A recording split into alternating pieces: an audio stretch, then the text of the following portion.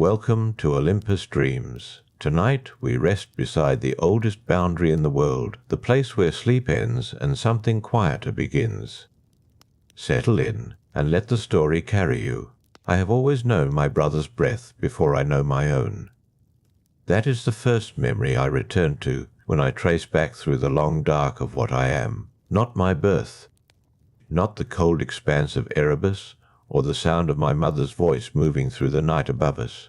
I return to Hypnos, to the warmth of him beside me, the soft press of his wing against mine. The way sleep and death have always moved together through the world, as though one cannot fully exist without the other.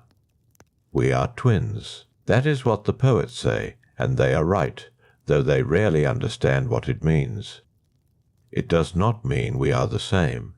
It means we are made from the same breath, the same dark, the same necessary silence. When Hypnos spreads across a mortal's mind, soft and inevitable as cloud covering a hilltop, I am already close behind, not cruel. Not hurrying, simply present.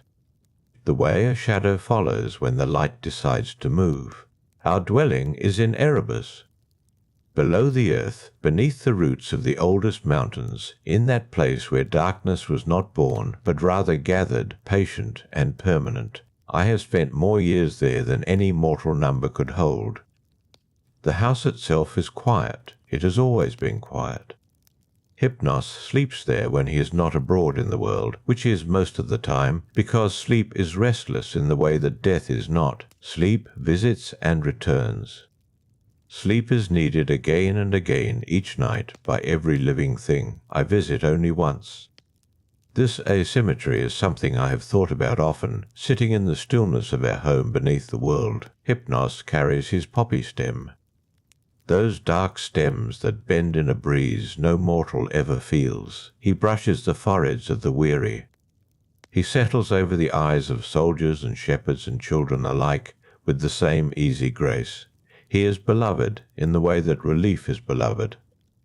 Mortals build no temples to him, not truly, but they whisper his name with gratitude each time their bodies finally surrender to night. He moves through the world lightly. I carry a sword. I wear a dark cloak. My wings are not soft. They are bronze, edged like necessity, heavy with what they have carried. And yet I have never found cruelty in myself, not once, in all the long passages I have made. I have touched the forehead of a dying man and felt nothing except a kind of attention, a careful handling of something irreplaceable. The same way a shepherd might carry a lamb that cannot walk, not tenderly in the way love is tender, but carefully because the moment requires care. Hypnos says I think too much.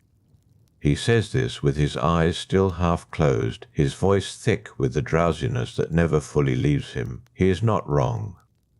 But it is easy to think too much when your task happens slowly. Sleep falls in an instant. Death takes its time. I remember lying beside him in the early hours of the world, before Zeus had counted his first year on the high throne, before the first mortal city had set a stone upon a stone. Erebus was very still then. Our mother moved above us, drawing her dark cloak across the sky, and her passage made a sound like wind through reeds, low and unhurried. Hypnos was already asleep, as he often was, curled against the stone shelf of our dwelling, with his wings loose and his poppy stem resting across one wrist. I was awake. I am almost always awake. It is not restlessness. It is something more like readiness, a quiet watchfulness that does not tire because it asks nothing of the body and everything of the attention. I looked at my brother then, the way you look at something when you have the rare gift of unhurried time. His face was young. It has always been young, even now, after all the years that have moved through us. Where I sometimes appear as a bearded man, dark-cloaked and still, Hypnos looks like a sleeping youth, even when he is waking. Even when he is serious. There is something in him that the world has never managed to fully age. I think that is because sleep is renewal. Each night it promises that tomorrow might be different. Sleep is hope wearing a quiet face. Death makes no such promise. I arrive at the end of things, not the beginning, and so I have aged into something more solemn than my twin, and yet we are not separate, not truly. When I watch him sleep, I understand what I am more clearly than I do at any other time. I am the far edge of what he offers. He gives mortals the small rehearsal, I complete it. There is no malice in that completion, no more than there is malice in winter following autumn or the tide pulling back from shore. It is the shape of things. It is what we were made to do. There are nights when we leave Erebus together, moving out through the low dark beneath the roots of the world, rising through the soft earth the way water rises through stone. Hypnos goes ahead, always. He scatters sleep like seeds across the landscape. I follow his path, not always immediately, but eventually. Every night, somewhere, his work prepares the ground for mine. Sometimes we travel close enough that I can hear the sound of sleeping mortals below us, the slow exhale of a city settling into rest. Hypnos tilts his head at those sounds. He listens the way a musician listens to an instrument being played well. There is satisfaction in him then, a warmth. I listen too, but what I hear is different. I hear the ones who will not wake. Not with grief, not with anticipation. I hear them the way you hear the last note of a long song, the one that resolves everything that came before it. My brother and I do not always speak on these journeys. We have never needed to. There is a language between twins that has no words, built from years of shared darkness, shared beginning, shared purpose. He knows when I am thinking about the ones I will soon collect. I know when he is tired, when the spreading of sleep across the world has asked too much even from a god of rest. In those moments I move closer to him, not to comfort exactly. We are not built for comfort, either of us, but proximity. Presence, the reminder that neither of us travels entirely alone, even in the dark. That, perhaps, is the first true thing about me.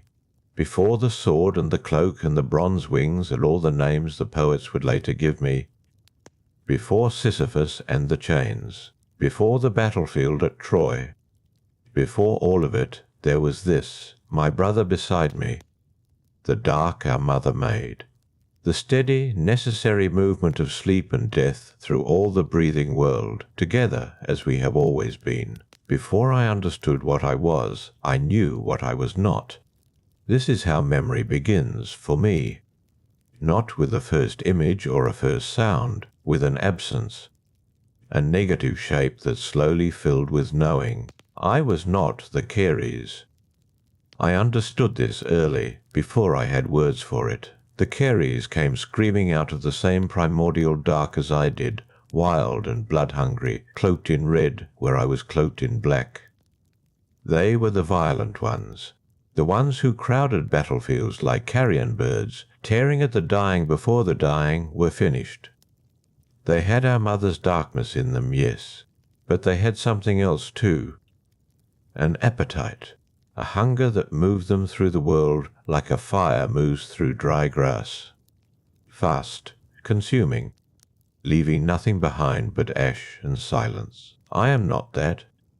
I have never been that. When I emerged from our mother's darkness, I did not come screaming.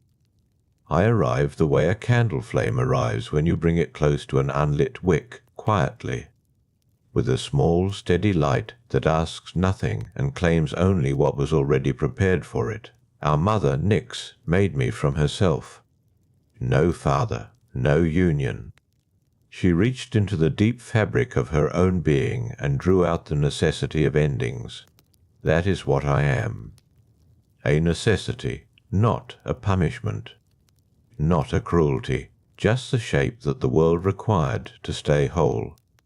Hesiod would later write us all down in his careful way, lining us up like stones along a wall. Moros, Care, the Keres, the Moirai, Nemesis, Eris, Oases, and Hypnos, and me. Nyx's children, each of us a different weight the world must carry. Doom, fate, strife, misery, sleep, death. He listed us without sentiment, which I have always found appropriate. Sentiment is for things that might have been otherwise. We could not have been otherwise. We were the dark architecture of existence itself. I remember the first time I understood that my siblings and I were a kind of household. Hypnos and I shared our dwelling, our stone shelf, our silence. But the others were not far. Nemesis moved through the world above with a measured step, counting up every imbalance, every pride that had grown too heavy. The Moirai worked in their own chamber, and I could sometimes hear them if the stone between us was thin enough. Not words. Not quite, but a rhythm. 3 rhythms braided together. A spinning, a measuring, a cutting. Those sounds would later become one of the most familiar textures of my existence. Clotho at her spindle, Lachesis drawing out the thread, and Atropos at the end with her small, irreversible blade. I will speak more of them another time. We have moved through the long years in a collaboration that has no equivalent in the upper world. But that is not the beginning. That is the middle of things. The beginning is this. Nyx made me, and she made me without apology. She did not soften my edges or round my purpose into something easier to carry. She looked at what she had brought forth, and she drew her dark cloak around us both for a moment, and then she moved on. That was her blessing, her acknowledgment. She did not linger over any of us the way Demeter would later linger over Persephone, aching and devoted. Nyx was not that kind of mother. She was the kind of mother who teaches by example, whose lesson is endure, move. Be what the world needs you to be. I have never resented her for it. I think sometimes that it made me better at what I do. A god who was tenderly raised and warmly held might have flinched at the first forehead he was asked to touch. I did not flinch. I arrived at each soul the way my mother moved across the sky. Steady, purposeful, making a sound like wind through reeds, low and unhurried. There is Eris, too, among us. Strife. She went early into the world and found it receptive. She grew fat on human quarrelling and divine politics. I have never begrudged her that.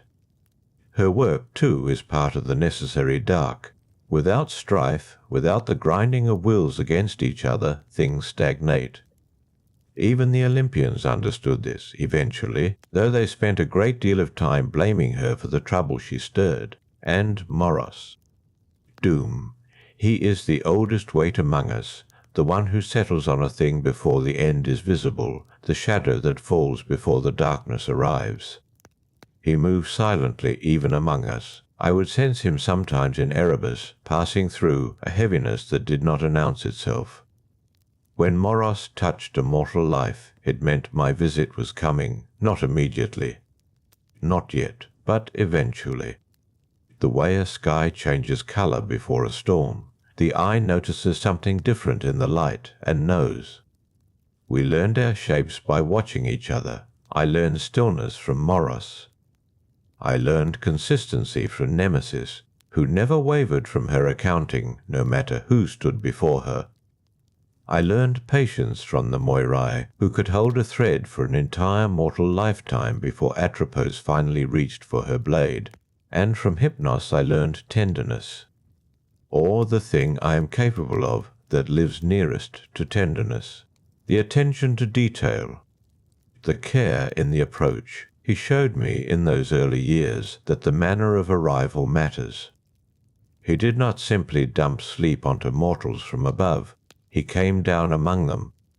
He moved through their houses in the dark hours. He chose the right moment, the natural turning point in a body's rhythms, and placed his gift there like something laid gently into open hands. I watched him do this, and I understood that my own work deserved the same quality of attention.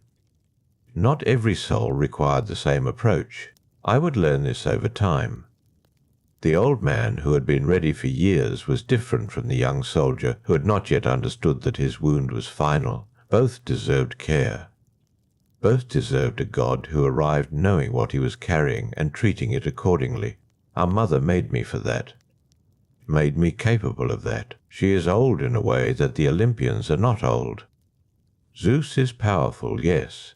His authority bends the world. But Nyx is prior to his authority. She existed before there was an Olympus to sit on, before there was a mountain tall enough to need a name. She is what the dark was before darkness had edges. Even Zeus, who rules with such confidence in the brightness of his sky, even he has been careful about Nyx. There is a wariness in how the gods speak of her, when they speak of her at all, as though she is weather, as though she is the deep cold water at the bottom of a still lake, respectful, cautious. Hypnos knows this, and it gives him a confidence that sometimes surprises people. For all his drowsiness, for all his soft wings and his closed-eyed wandering, there is a certainty beneath him. He is the son of night. The world does not frighten him, and I am that too.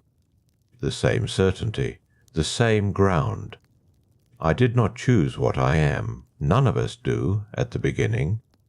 We emerge already shaped. But in those earliest hours, lying in the stillness of Erebus with Hypnos breathing slowly beside me and the sound of our mother moving above, I felt no grief for the shape I had been given. It was enough to know what I was, to feel the weight of the bronze wings folded against my back, to understand that somewhere, in a world not yet fully assembled, there were lives being drawn out like threads, and eventually they would come to their natural length, and I would be there, patient, present, made for exactly this. So there came a day when that patience was tested, not by the gods, not by the Moirai, whose rhythms I had come to know the way a river knows its bed, not by Hades, who received my deliveries without ceremony and without comment, which I respected.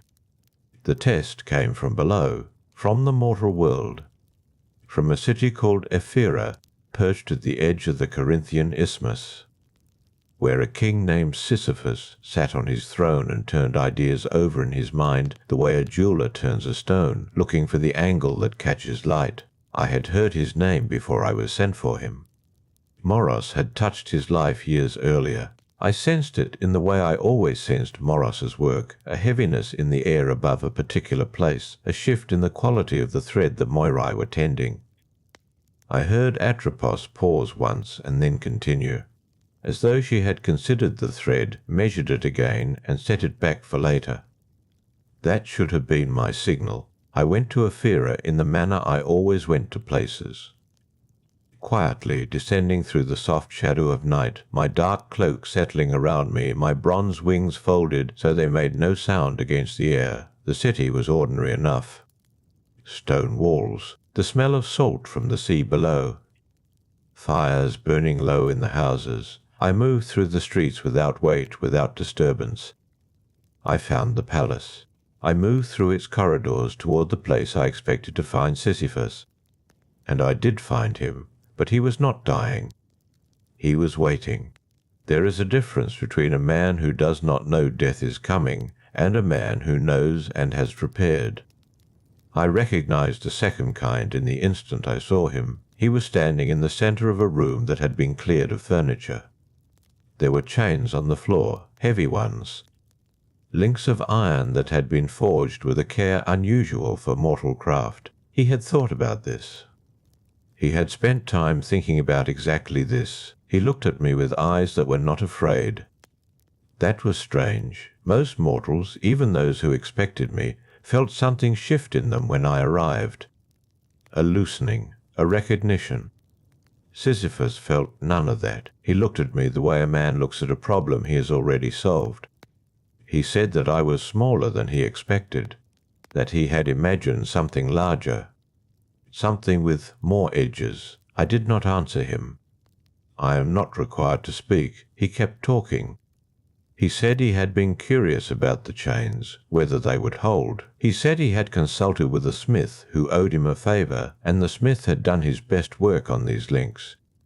He said he thought I would want to see them up close, and then, because I was closer to him than I should have been, because I had let his words pull my attention in the wrong direction for a single breath, he moved. The chains were around my wrists before I understood what was happening. I have turned this moment over many times in the years since. the way a stone is turned in a current, smoothed by repetition. I do not understand it any better now than I did then. He was mortal. I am a god older than the Olympians, born from Night herself, and yet the chains held. He had made them for me specifically. That was the thing. He had not made ordinary chains and hoped. He had made chains designed for a being like me, and he had made them well enough that whatever I was made of, whatever the substance of my existence, the iron found a way to hold it. He was proud of this. He showed it in his posture. He stepped back and looked at me the way a craftsman looks at finished work.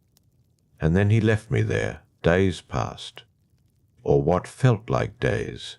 In Erebus, time does not move with the regularity it moves in the mortal world. Here, in Ephyra, chained to the floor of Sisyphus' cleared room, I became aware of time in a way I had not been before. I felt the hours. I felt the accumulation of them, and I became aware, gradually, of what was happening in the world outside those walls. Nothing was dying, not the old woman on the hill above the city who had been ready for 2 seasons. Not the soldier at the border garrison whose wound had gone to rot, not the child in the lower quarter whose fever had climbed past the point where any herb or prayer had meaning. They lingered, all of them, suspended at the edge of something they could not cross, because I was not there to open the way. The world grew uncomfortable with this. I could feel it, a pressure building, like water behind a dam of insufficient stone. And in the realm of Ares, on the battlefields where men fought and struck and drove iron into each other with great determination, nothing ended. Men who should have fallen continued to stand. Men who had received wounds that should have been final discovered that the wounds were simply wounds, that the blood stopped eventually, that the body held on. Battle became strange. Purpose drained out of it. What is the point of a sword when the blade no longer means what it meant? Ares noticed this before Zeus did. Ares is not patient by nature. He is loud in his displeasure in the way that fire is loud. He does not deliberate. He came to Ephyra with the sound of armour before he arrived in person, a rattling and a brightness that preceded him like weather. He found Sisyphus in his throne room, and whatever Sisyphus said to Ares, whatever clever argument he had prepared for this moment, it did not land the way his arguments usually landed. Ares was not interested in cleverness. He broke the chains with the same directness he brought to everything, not with craft or cunning, simply with force, with the god of war's absolute unwillingness to be delayed. The iron split. The links came apart. I stood. My wrists were unmarked. I do not carry marks. But I carried the memory of the iron, and I carried the memory of the hours, and I carried the knowledge of what had accumulated in the world while I was absent from my work. Ares handed Sisyphus to me without ceremony, a transfer, a correction. Sisyphus went, then, into the underworld. He walked ahead of me with his shoulders pulled back, still calculating. I could feel it in him, the mind still moving, still looking for the angle. He was not finished even then. I understood that. The thread Atropos had measured was long and complicated, and even this delivery was not the final one, but that is the nature of what I do. Patience, as I said. I had always been made for patience, even before I understood what I was patient for. I returned to my work that night. The old woman on the hill above Ephyra. I went to her first. She was ready. She had been ready a long time. She did not look at me the way Sisyphus had looked at me. She simply let go. Something about that letting go stayed with me, not the grief of it. I do not carry grief the way mortals carry it, folded inside the chest like a second organ, but there is a quality to certain souls that lingers at the edges of memory. The old woman had been so ready, so thoroughly prepared, and after the long suspension, after the hours I had spent chained to a stone floor while the world held its breath, her willingness felt like water after something very dry. I thought about it as I descended back toward Ephyra that night. the salt smell of the isthmus rising to meet me, the fires below burning low in the houses. I thought about the difference between a soul that struggles and a soul that does not, between a hand that grips the edge and a hand that simply opens. Sisyphus had been a hand that gripped. I delivered him to Hades. I walked beside him through the outer precincts of the underworld, past the grey fields where newer shades moved without much direction, and I handed the thread of his existence across as one hands over a document. A record, a fact. Hades received him without ceremony, as Hades receives everyone. What Hades does with what he receives is not my concern. My work ends at delivery. But Sisyphus's work, as it turned out, had not ended. I became aware of this some time later, not days, not weeks, in the way mortals count. The awareness came to me in the way many things come, gradually, the way a half-remembered thing drifts back from the edge of thought. I was somewhere over the mainland, moving toward a shepherd in the hills above Corinth, whose thread had run its length, when I felt it. A presence in the living world that should not have been there. A specific presence. One I recognized. Sisyphus was back. I paused, not from surprise exactly. More the way one pauses at an unexpected thing in familiar terrain. A stone where no stone had been. He had found his angle after all. He had made his case to Persephone, and the case had been persuasive enough that she had opened the door and let him walk back through it.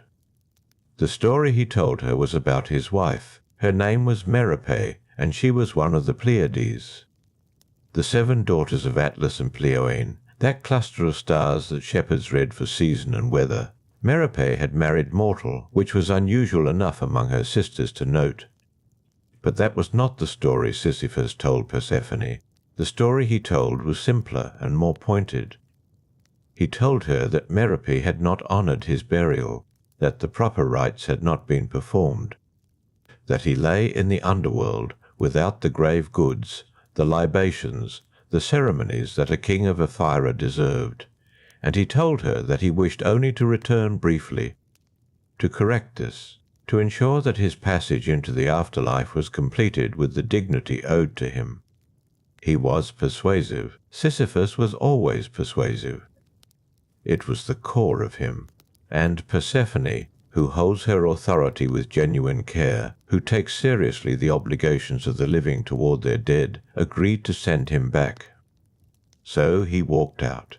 He walked out through the gates of the underworld. Through the precincts where I had delivered him, through the outer dark, and back into the world of the living. He found the sunlight and the sea air of Ephyra, and the particular smell of that city on the edge of the isthmus. He found his palace and his wife and his court.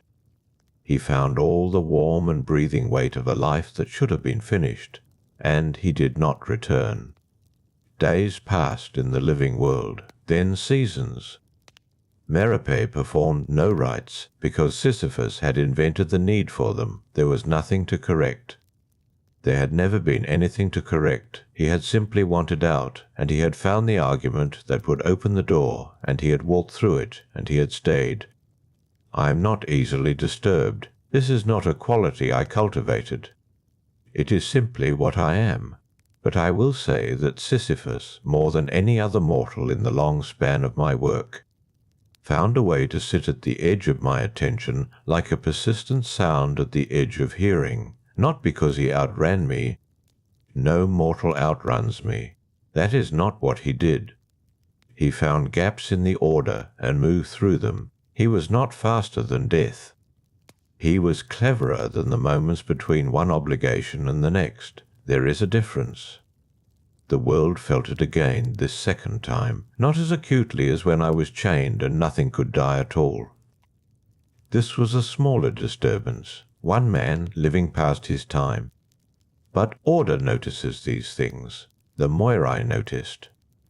Atropos, who cuts the threads, and whose work does not adjust itself easily for exceptions, noticed most of all. A thread that has been measured and cut and delivered does not simply return to the spool. Zeus noticed eventually. He tends to notice when the arrangements he governs begin to blur at their edges. And so the second correction came, slower than Ares, without the sound of armour and the bright abruptness of the war god's arrival. More deliberate. The kind of correction that comes when the large machinery of divine order turns its attention to a small persistent wrongness and applies its weight. I went back to Ephyra a second time. I did not go to the cleared room. There were no chains waiting.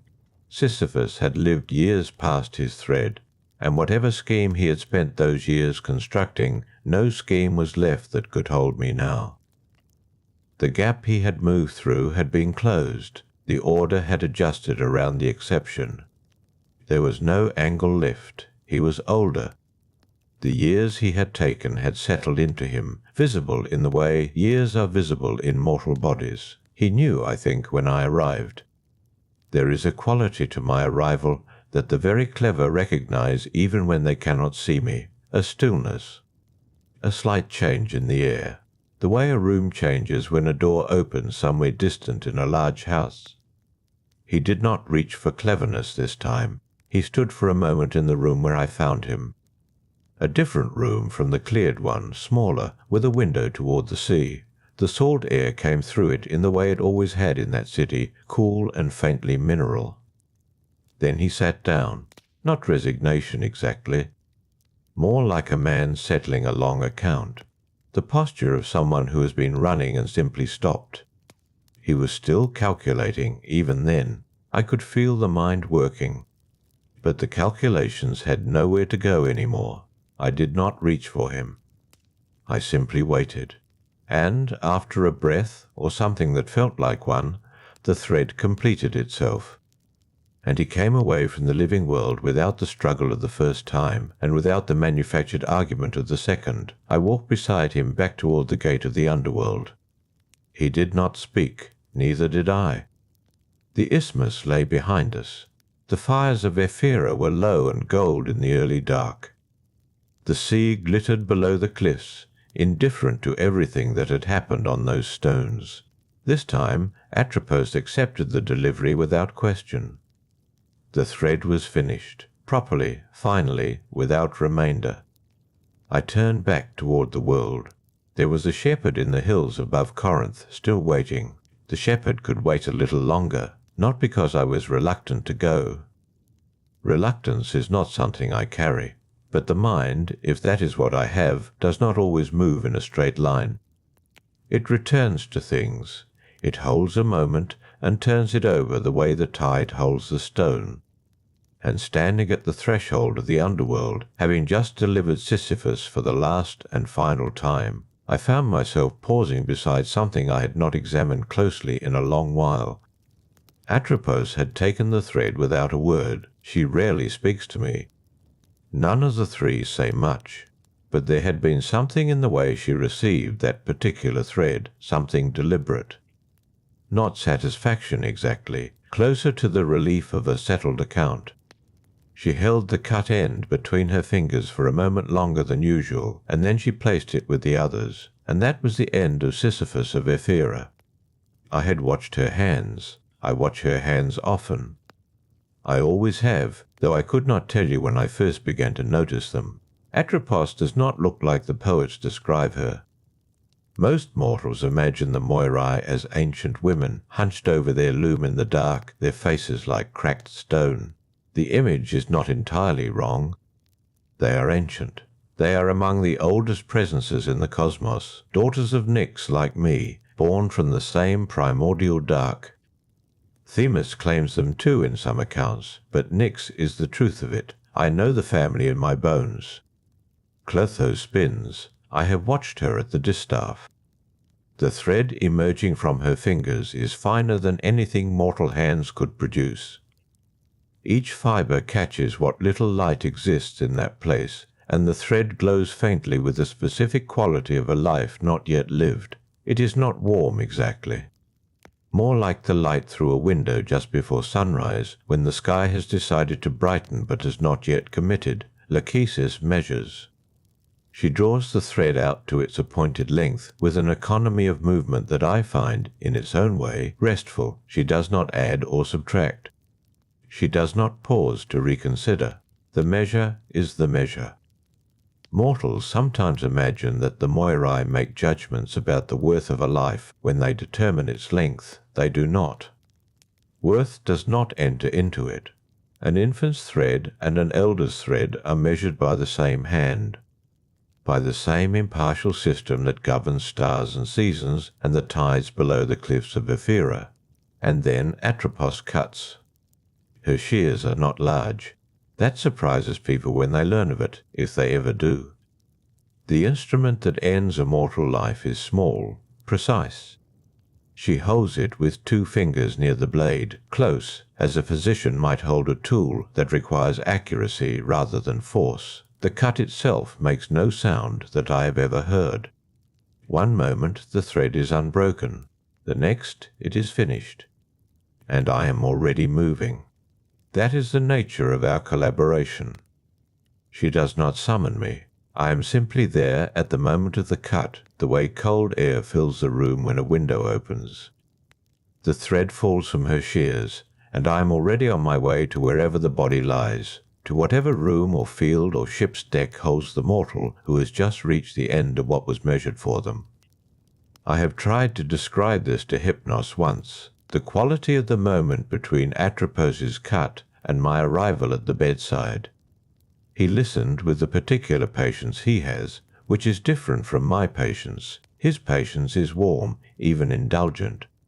Mine is structural, like the patience of stone. He said it sounded, from my description, like falling. Not the frightening kind of falling, he said, the other kind. The kind that feels like inevitability rather than accident. He understood it better than I had expected. My brother understands more than he lets on. He moves through the world in the way that sleep moves, which is sideways and gradual, settling into people from the edges. He is less visible than I am, and he has always been more comfortable with that invisibility. Sleep arrives before death in almost every case. He passes through first. He softens the air, and I follow after. But the Moirai are not like Hypnos. They do not soften anything. They simply execute. What exists between us, between the Moirai and me, is not a friendship. It is not warm enough to be called that. But it is genuine. It is the connection of functionaries who trust each other absolutely, because neither would benefit from deception. Clotho spins the life. Lachesis measures it. Atropos cuts it. I carry it. The sequence holds because each of us is suited precisely to our part of it, and none of us reaches past our portion. I have never asked Atropos to cut a thread early. She has never asked me to delay a collection. Neither of these things would make sense. Our purposes are not in competition. They are consecutive, like the notes of a phrase. After the Sisyphus delivery. Standing near her workstation in that part of Erebus where she keeps her instruments, I watched her return the shears to their place. She has a way of setting them down that is unhurried and exact, the same way each time. Then she looked at me for a moment. Not warmly, not coldly. The way you look at a tool you have worked alongside for a very long time and trust completely. I understood the look. I returned something similar. Then I turned toward the entrance. The shepherd was in the hills above Corinth. His thread had been cut before I went to Sisyphus, and the collection had been waiting. Not long by my measure, a few hours at most. But a soul does not benefit from waiting. I moved out through the gates and back toward the living world. The landscape between Erebus and the upper world has a quality that is hard to hold in description. It is not light or dark. It is the space where those things have not yet decided which one they will be. Shades drift in the outer precincts, grey and patient, having already arrived and not yet settled. I pass through them without disturbance. They move aside the way smoke moves for a hand passing through it. One of them looked up as I passed. An old woman. Her face carried the settled lines of someone who had not been startled in many years. She watched me pass with an expression that was neither frightened nor welcoming. Simply observant. I have noticed that the souls of the very old often have this quality. They have seen enough of the living world that the passage to the next does not entirely surprise them. The thread ends, and they recognize the ending. Not because they welcome it necessarily, but because they have enough years behind them to know that all arrangements eventually conclude. I nodded to her in the way I sometimes nod to shades I pass. She nodded back. Then I was through the outer precincts and moving upward through the dark toward the hills above Corinth. Where the grass was wet with evening and a shepherd was lying quietly in the field, the thread already finished, waiting for what comes next. The shepherd's name I did not know. This is common. I rarely know names before I arrive, and even after, names are not always given. The soul rises from the body, the way warmth rises from cooling stone, gradually and without announcement, and whatever the person was called in the living world is less important, in that moment, than the simple fact of their readiness. He was old. Older than the grass had expected him to be, perhaps, given how easily he lay in it. His crook rested a few feet away where it had fallen or been set down. His flock had drifted to the far edge of the field, grazing quietly in the last of the evening light, unbothered. Animals sense my approach, but do not flee from it the way mortals sometimes do. They simply move a little distance off and continue what they were doing. I came down through the evening air, and the damp grass bent slightly beneath my feet. He looked at peace, not the peace of a man who has arranged himself for it, but the peace of a man who reached the end of a full day and simply did not get back up. His hands were open at his sides. His face was turned toward the sky. I gathered him gently. Then I turned back. The return through the precincts is always quieter than the approach. Going out, there is a direction and a task. Coming back, there is only the completion of it. I carried him through the dissolving border where light and dark negotiate their terms, and I placed him in the grey country where the others wait. And that was done. I was back in Erebus when the summons came. It did not arrive as sound. It is difficult to explain what a divine summons feels like from the inside. It is less like hearing a voice, and more like a fact suddenly becoming true that was not true before. One moment I was standing near the far wall of the Moirai's workroom, where the air is always very still. The next moment I knew that Zeus required my presence. That had not happened before. In all the long accumulation of my work, through all the threads I had followed and all the souls I had carried, Zeus had never directed anything to me. My tasks came through the natural sequence, Atropos cuts. I collect. There is no divine instruction required because the system does not need it. I am not a messenger to be deployed. I am a function, as old as the distinction between alive and no longer alive. But now there was a summons. I went. The place where I found him was not Olympus. It was one of those intermediate spaces the gods use when they need to watch the mortal world without standing in it, a threshold where both are visible. I have been in such places before, but rarely and always briefly. Zeus was looking outward, toward Troy. His face, when I saw it, was not the face of a king making a command. It carried something heavier. Grief does not often settle on the faces of the Olympians with any weight. They experience loss, but they move through it the way water moves through sand, quickly and without much remaining trace. This was different. Sarpedon was dead. I knew the name. Of course I knew the name. Atropos's thread had been there among the others for as long as he had lived, measured out by Lachesis to its appointed length, and the cut had come on the plain of Troy, where Patroclus had met him. The collection had been standing, waiting for the question of the body to be resolved.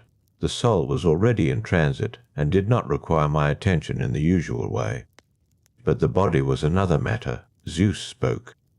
Not at length. He said that Sarpedon should be taken from the field and carried to Lycia, to his homeland, for proper burial. He said this without looking at me. His eyes stayed on the distant plain. Then he said that Hypnos should accompany me. I understood the request immediately and completely. Sarpedon was his son, not a metaphorical son, not a son in the loose way gods sometimes claim kinship, but a son he had watched grow from the mortal woman Laodamia, a son he had followed through years of war with that particular attention a father pays to a child whose end he can see approaching but cannot prevent.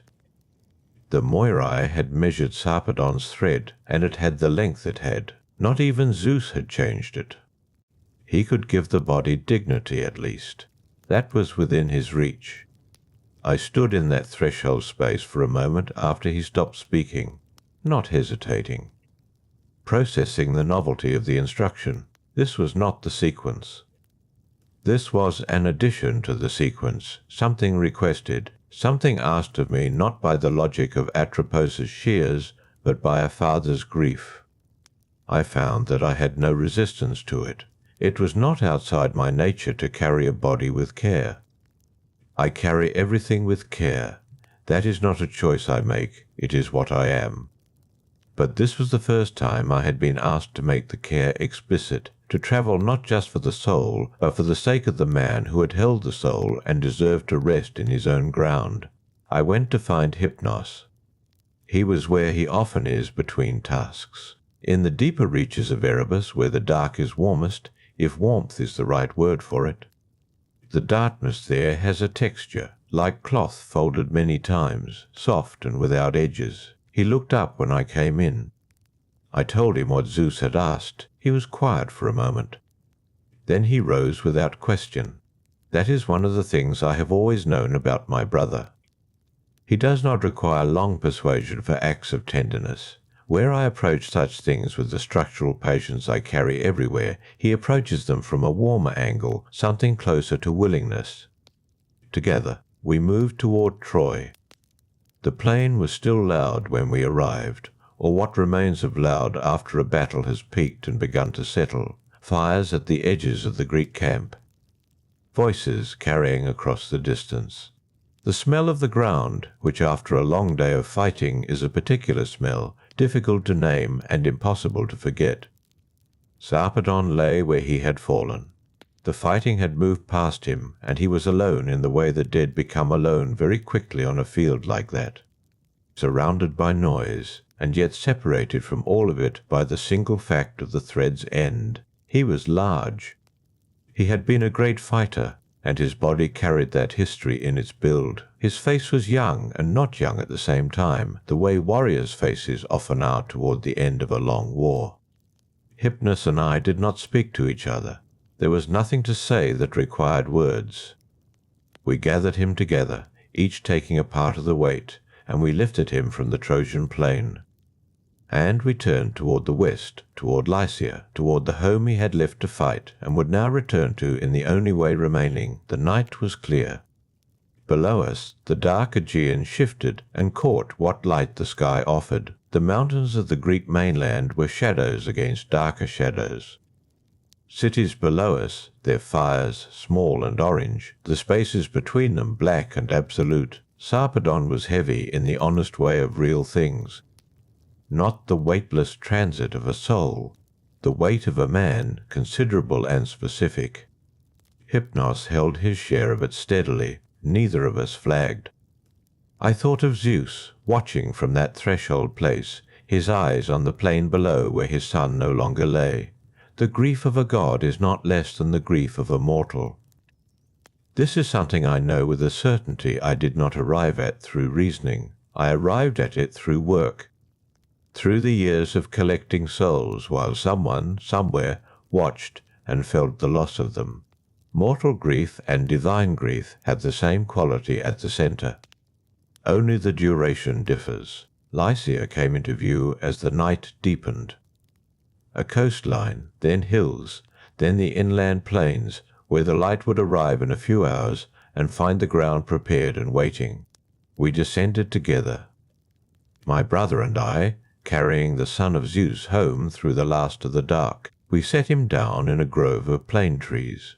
The ground was soft there, still holding the warmth the day had pressed into it. The trees stood close together, their pale bark catching the last of the starlight. It was the kind of place that felt chosen, though no one had chosen it. Some places simply receive what is brought to them. Hypnos and I released the weight together, and for a moment we both remained still, our hands at our sides, looking at what we had carried. Sarpedon lay on the dark ground among the roots of the plane trees, and he looked, in that stillness, like a man who had simply stopped mid-journey. Not ruined, not diminished.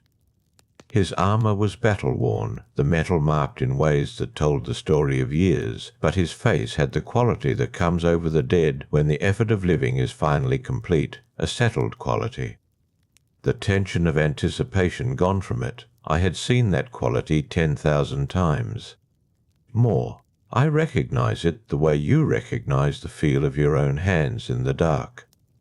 Hypnos knelt beside him. He did not do anything elaborate. He placed one hand, briefly, against Sarpedon's shoulder, in the way you might touch the shoulder of someone sleeping who you do not want to wake. The gesture was small and entirely his own. Not something I would have thought to do, not because it was wrong for me to do, but because I would not have arrived at it without him. That is the thing about my brother that I have observed since the beginning of our existence together. He finds the human shape of things without effort. I find the correct shape of things. These are not the same navigation. I stood and watched him, and I understood something about why Zeus had asked for both of us, not only for the weight. The weight we could have managed separately, one of us carrying while the other guided the path. Zeus had asked for both of us because Sarpedon deserved both of us. The full attendance of sleep and death on his homecoming, not one without the other. The night around us was quiet. Lycia breathes differently than Troy. Troy, for those years, had a sound beneath everything, even the silences, the sound of a place where too much had been asked of the ground. Lycia breathed without that weight. I could hear the trees shifting, the small sounds of the earth making its adjustments in the dark. Hypnos rose and stood beside me. We did not look at each other directly. We stood in the same orientation, looking at Sarpedon. There is a kind of conversation that happens between my brother and me that requires no words and no eye contact. We have done this work adjacent and complementary since before there was a word for either of us. The communication runs in both directions without needing a medium. He was thinking about Zeus, I believe. Hypnos carries the weight of divine grief more personally than I do. It moves through him differently, finds different passages, emerges as something closer to sorrow. For me, divine grief and mortal grief are functionally identical. I process them at the level of structure. For Hypnos, something in him responds, answers it with something of his own. That is not weakness. I want to be precise about that. It is a different configuration of the same nature. He said, after a long time in the dark beneath the plane trees, that Sarpedon had been generous. He said he had brought sleep to the Lycian king before, on nights when the war's noise would not quiet, and that Sarpedon had received sleep the way certain mortals do, without resistance, without the tight grip of men who fear what they might miss. He had said once, Hypnos told me, that sleep was the one honest rest he knew. I considered that. The way it connects, the thing a mortal says to my brother without knowing that my brother's twin will one day come for him too. All mortals say something like that eventually. In different words, in different circumstances. They reach towards sleep because it is the version of what I bring that they can approach without terror. My brother is the rehearsal. I am the event itself. This has never troubled me. The relationship between us was structured this way before either of us had experience of it. But standing in that grove in Lycia, hearing what Sarpedon had said to Hypnos on some unnamed night during the years of the war, I understood the relationship differently than I had before. Not differently in the way that changes a structure. Differently in the way that shows you a shape you already knew from a new angle. My brother had held Sarpedon's sleep on difficult nights. and now I had held the weight of his body on the last night of all. Between us we had attended him through both kinds of passage, the small one that returns and the one that does not. The sky above Leisha was beginning its slow alteration. The deepest dark was becoming the dark that precedes morning, which is a subtly different thing. Not lighter, not yet, but oriented differently. Angled toward what comes next. We should return, I said. Hypnos looked at the grove once more. He was recording it, I think, in the way he records places where he has been present at something that mattered. He has a memory for locations. He told me once that he can return in thought to any place where he has put someone to sleep, can reconstruct the specific quality of the dark in that room or field. The exact texture of the silence. I do not have that. My memory is different, more categorical, less spatial. I remember the nature of a moment more than its location. We lifted from the ground together, my brother and I, leaving Sarpedon to his grove and his homeland, and the morning that would find him when the sun came to look. The flight back across the Aegean was quiet. Below us, the same cities we had passed going west were still there, their fires lower now, some of them extinguished, the hour being late enough that even the watchmen drowsed. Hypnos noticed those drowsing watchmen the way he notices all of it, with a kind of proprietorial awareness. His domain was well attended tonight.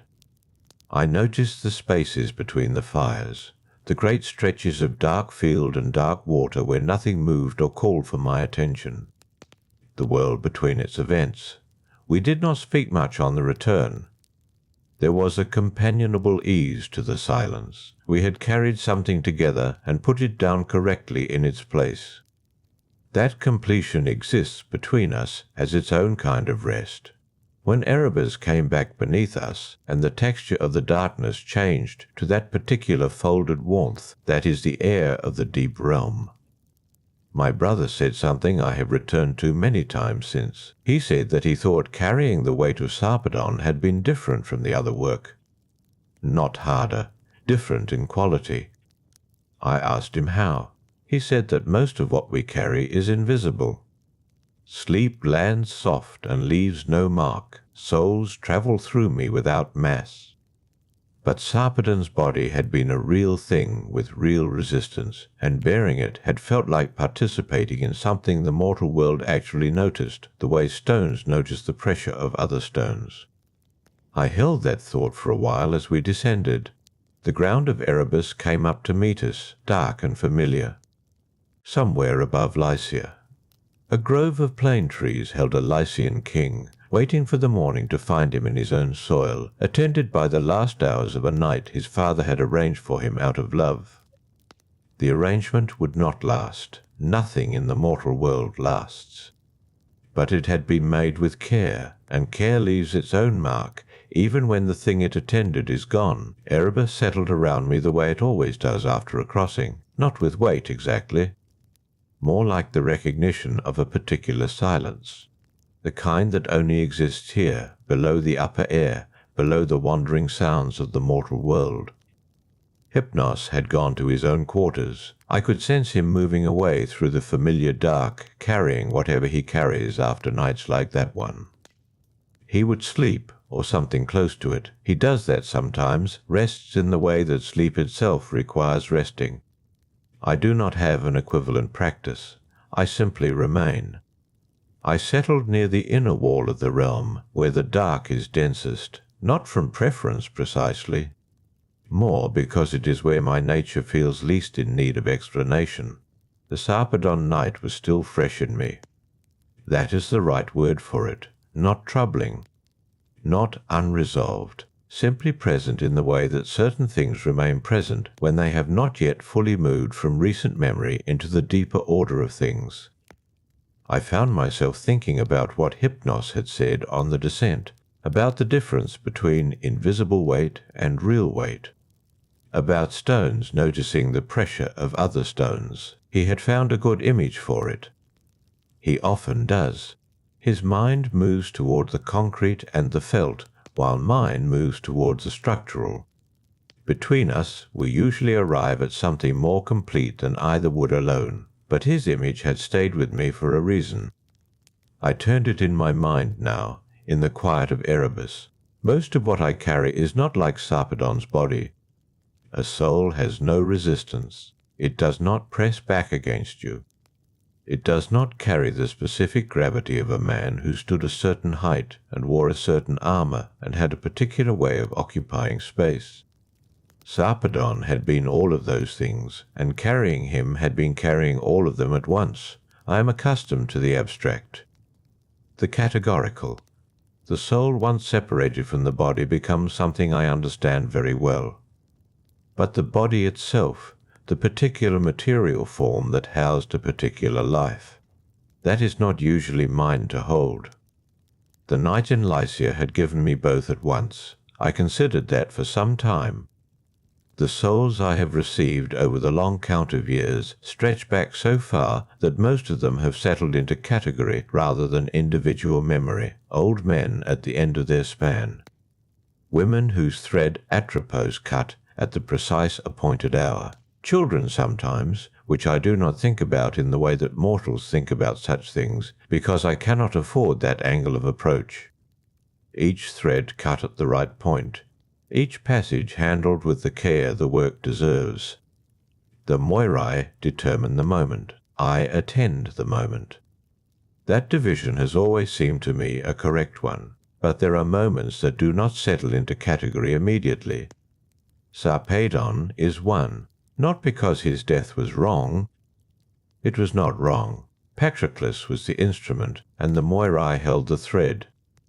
And Zeus had watched from above the way fathers watch things they cannot stop and would not stop, because the larger order is larger than any single grief. Sarpedon is one because of the grove, because of the plane trees and the soft ground and the smell of Lycian soil, because of what Hypnos told me standing there in the dark.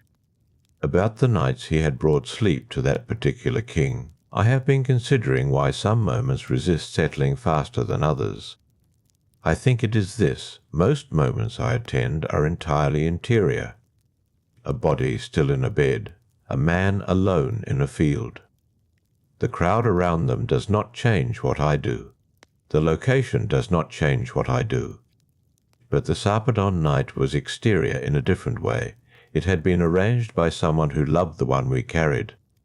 That arrangement was present in the night itself, in the fact of the journey, in the specificity of where we placed him. Zeus had not simply commanded that Sarpedon be returned, he had ensured it would be us. That is a kind of attention I do not often receive from above. I am useful. I am necessary. I am impartial, and my impartiality is valued, or at least relied upon. But I am not often the recipient of divine tenderness in the exercise of my work. The Sarpedon night had been that.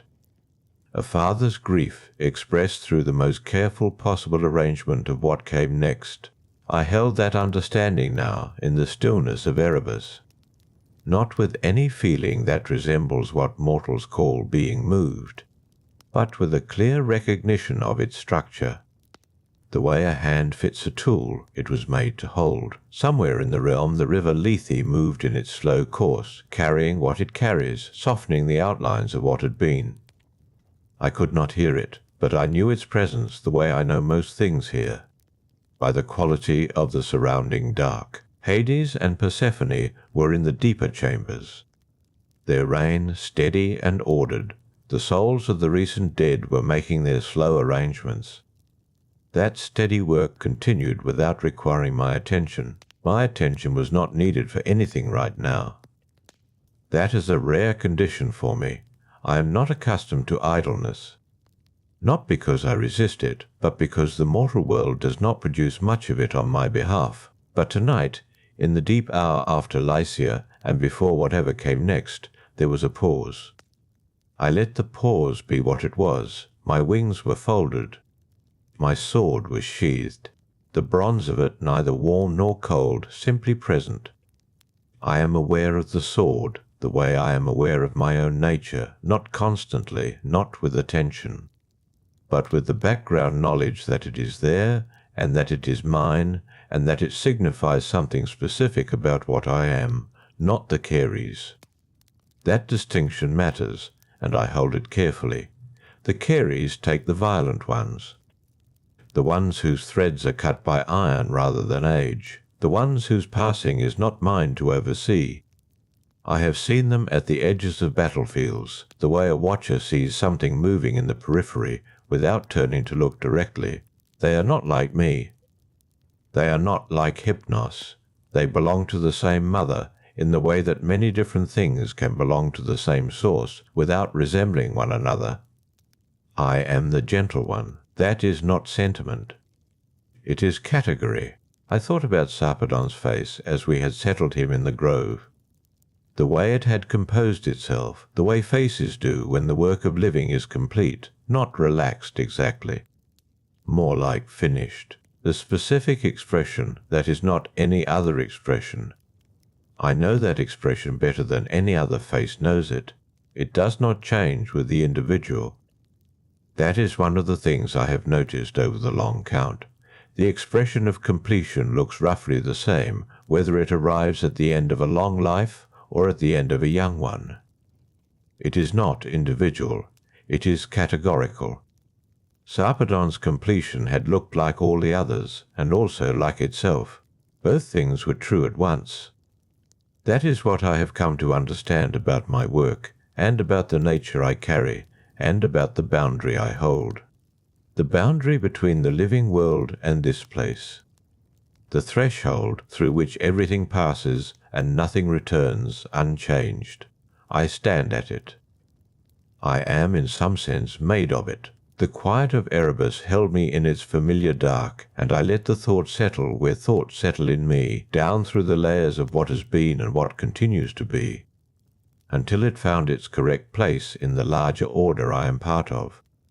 A single pale feather from one of my folded wings had come loose and rested now against the dark stone floor beside me, the faint bronze sheen of it catching nothing, illuminated by no light at all, visible only because some things are visible in Erebus to those who belong here. The feather did not move. There was no wind here to move it. Nothing in Erebus produces wind. That stillness is one of the things I have known longest about this place. The air does not stir. The dark does not shift. Whatever is set down stays. I looked at the feather for a time without particular thought.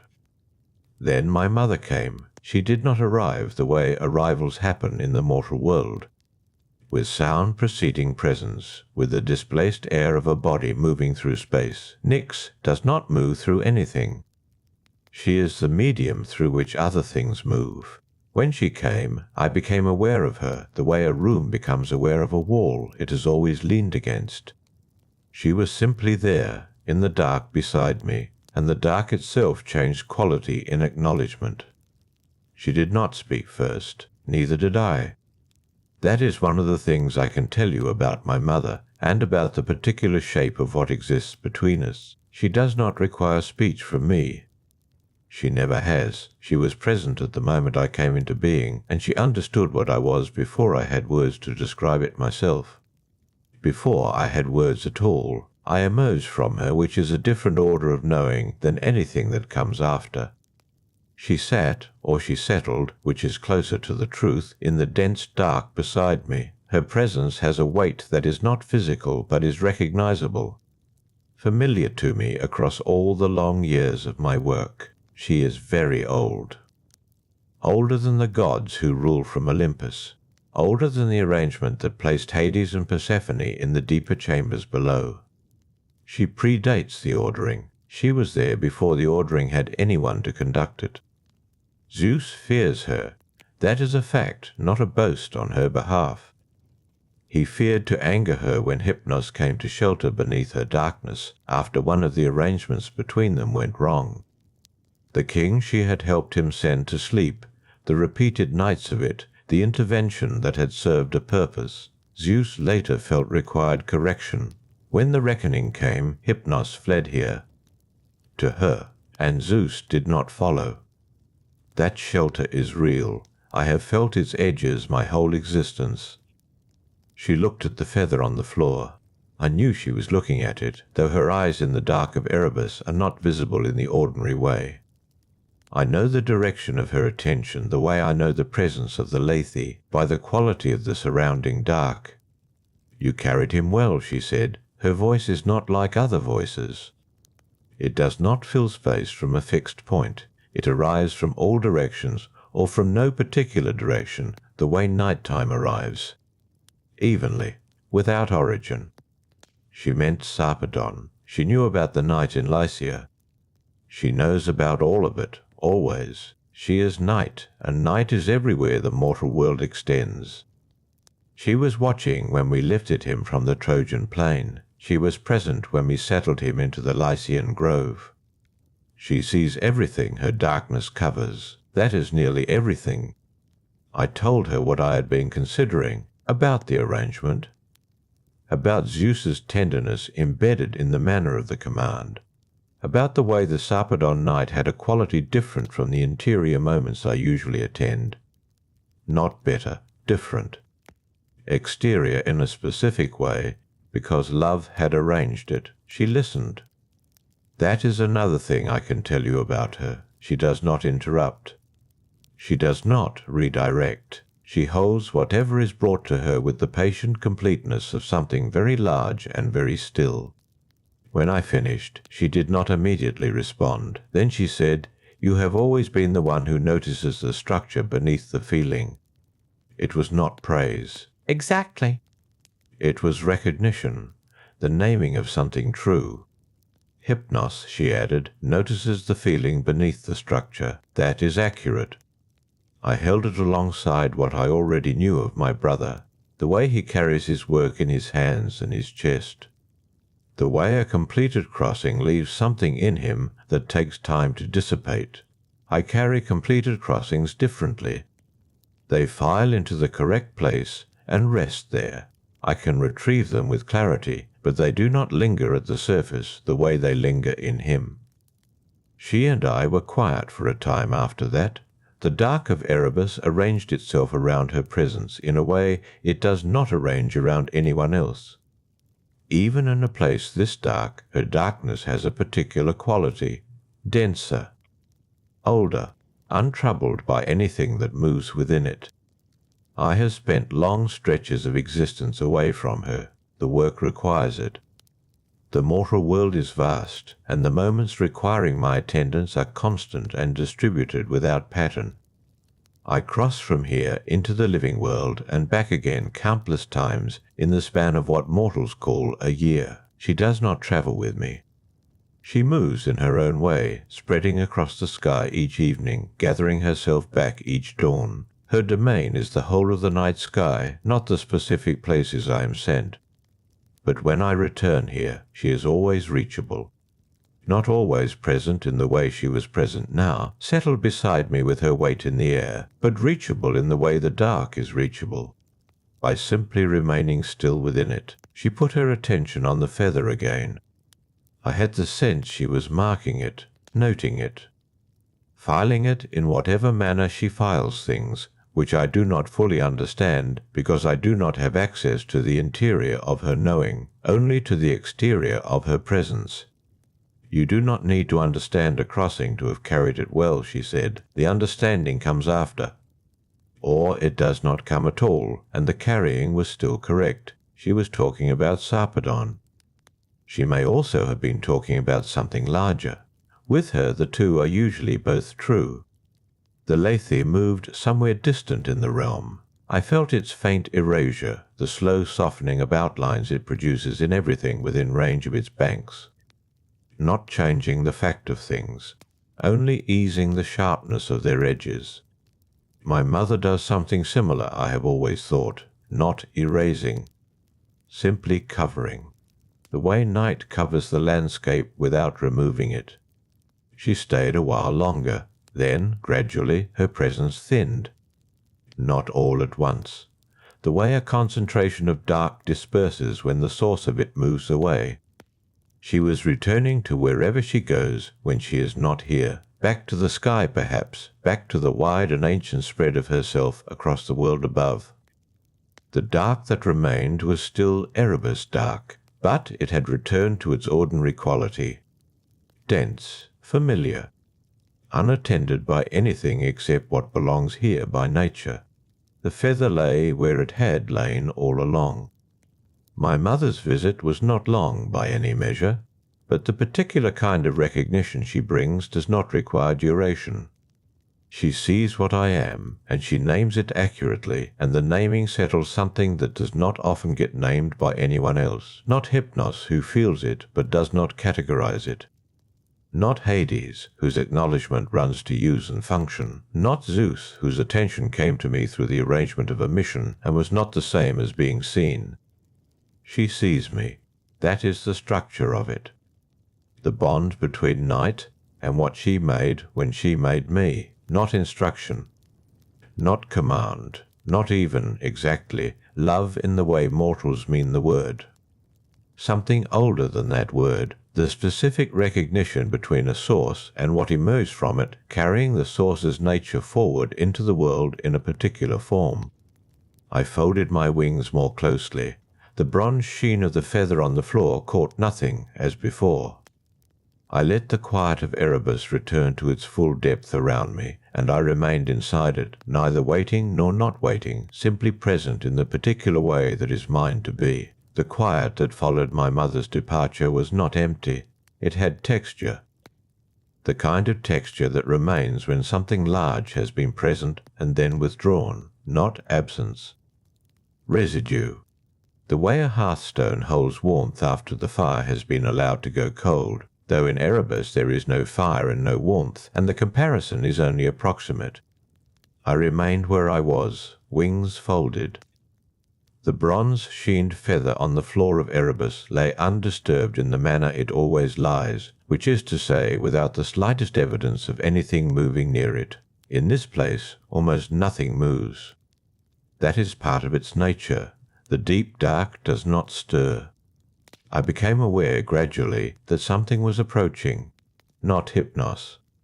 Not my mother returning. Not any presence of the underworld whose particular signature I have learned to read in the density of the air around it. This was a different kind of arrival. Mortal urgency compressed into a single moving point, like a stone thrown into still water. Except that this stone was not entering the underworld. It was approaching the boundary of it. Approaching from the side of the living. I knew before I arrived what I would find. The work often carries a sense of itself ahead of it, Ferai. The name settled into my awareness the way names do when the task is already in motion. A city of Thessaly, Alice, a king named Admetus, a queen named Alcestis, who had chosen a thing that no soul before her had chosen in quite the same manner. Not abduction. Not sudden accident, not the gentle failure of a body grown old. She had given herself willingly, trading her remaining years for the continuation of her husband's life. I left Erebus. The crossing from the deep realm to the boundary of the living world takes no time in the way mortals understand time. There is the place of dark, and then there is the threshold, and then there is the other side. My wings carry me between them without the sensation of distance that a mortal journey carries. I am simply elsewhere. I arrived at the tomb's entrance as the first grey light was barely suggesting itself at the edges of the Thessalian sky. The olive trees near the burial ground were dark shapes against a darkness only slightly paler. Their branches held no wind. The air had the specific coolness of an hour that has not yet committed to dawn. Alcestis was already approaching. She came forward with the particular quality of a soul that has accepted what is coming. Not all souls do this. Most arrive with some degree of resistance, even the old ones, even those who have expected it. There is something in the living that cleaves to the living, a last involuntary argument made by the body, even as the mind has long since made its peace. Alcestis made no such argument. She moved toward me the way a river moves toward the sea, not rushing, not dragging, simply moving in the direction that had become inevitable, that had perhaps always been inevitable from the moment she made the bargain that set all of this in motion. I extended my hand. She reached for it. Her fingers were cool already, the warmth of life retreating from the edges of her. Then the ground shook. Not from within, not from the underworld below. From behind me, from the living side of the threshold. I turned. He was already there. Heracles, son of Zeus. Wrapped in the Nemean lion's pelt, broad as a doorframe, radiating the particular quality that demigods carry when they are moving in the direction of something they have decided will happen.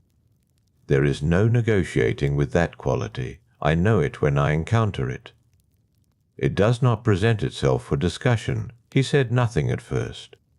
He simply positioned himself between Alcestis and the direction from which I had come. The gesture was territorial. I have seen it before in certain animals on certain planes, the planting of the body as declaration. Then he said, "She is not yours tonight."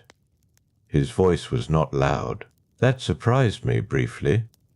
Mortals who speak to me with courage usually fill the space around their words with volume, as if sound can hold back what I am. He spoke at a normal register, almost conversational, as if he had already run the calculation and arrived at a conclusion he found interesting rather than frightening. I did not speak. I rarely need to. He moved first. The wrestling was not long, though it was not brief. He was strong in the way that sons of Zeus are strong, which is to say, in a way that exceeds what flesh alone can produce. I felt the force of his grip at the joint of my wing, where the bronze feathers meet the structure of my shoulder. He was precise. He had thought about where to take hold. I am not a creature of pain, but I am a creature of physics, of force and counterforce, and he understood force in the specific way that the greatest mortal athletes understand it, through the body, not around it, through the point of resistance, not past it. The grey light was strengthening. The olive branches remained still. He threw me. Not far, not permanently. But the ground of the burial grove received me, and there was a moment when his full weight pressed against the structure of my wings with enough force that the work of releasing Alcestis became simply the lesser expenditure. I let go of the thread I had been holding, the one Atropos had cut, the one that had brought me here. Alcestis stood very still behind him. Her eyes were open. She was looking at her own hands, I think, the way a person looks at evidence they are not certain they can trust. I rose from the ground of the grove. I did not pursue. There was no calculation by which pursuit made sense. I am patient. I have always been patient. The crossing that does not complete today completes on another day, and the thread that returns to the living world does not untangle the larger weaving. I turned. I moved back through the threshold, back through the boundary between Pherai and the deep. The dark of Erebus received me without comment, as it always does, as it is built to do. My wings settled. The bronze-sheened feather on the floor had not moved. I stood for a moment inside the residue of the work, not yet filing it, simply holding it at the surface. Alcestis's hands. The grey light in the olive grove. The specific force of a demigod who had calculated precisely where to take hold. Then I let the crossing file itself into the correct place. Not a failure. Not an undoing. Something the Moirai had permitted, which meant it was a thing that fit somewhere in the pattern I cannot see in its entirety. Only in its pieces. Only in the crossings I carry one by one back to the dark that is my home. Erebus holds things. Not just souls in transit, not just the residue of crossings, it holds distinctions. The kind that matter to the ordering of the cosmos, even when no one outside its dark is watching. I thought about this, standing in the stillness after Pherai.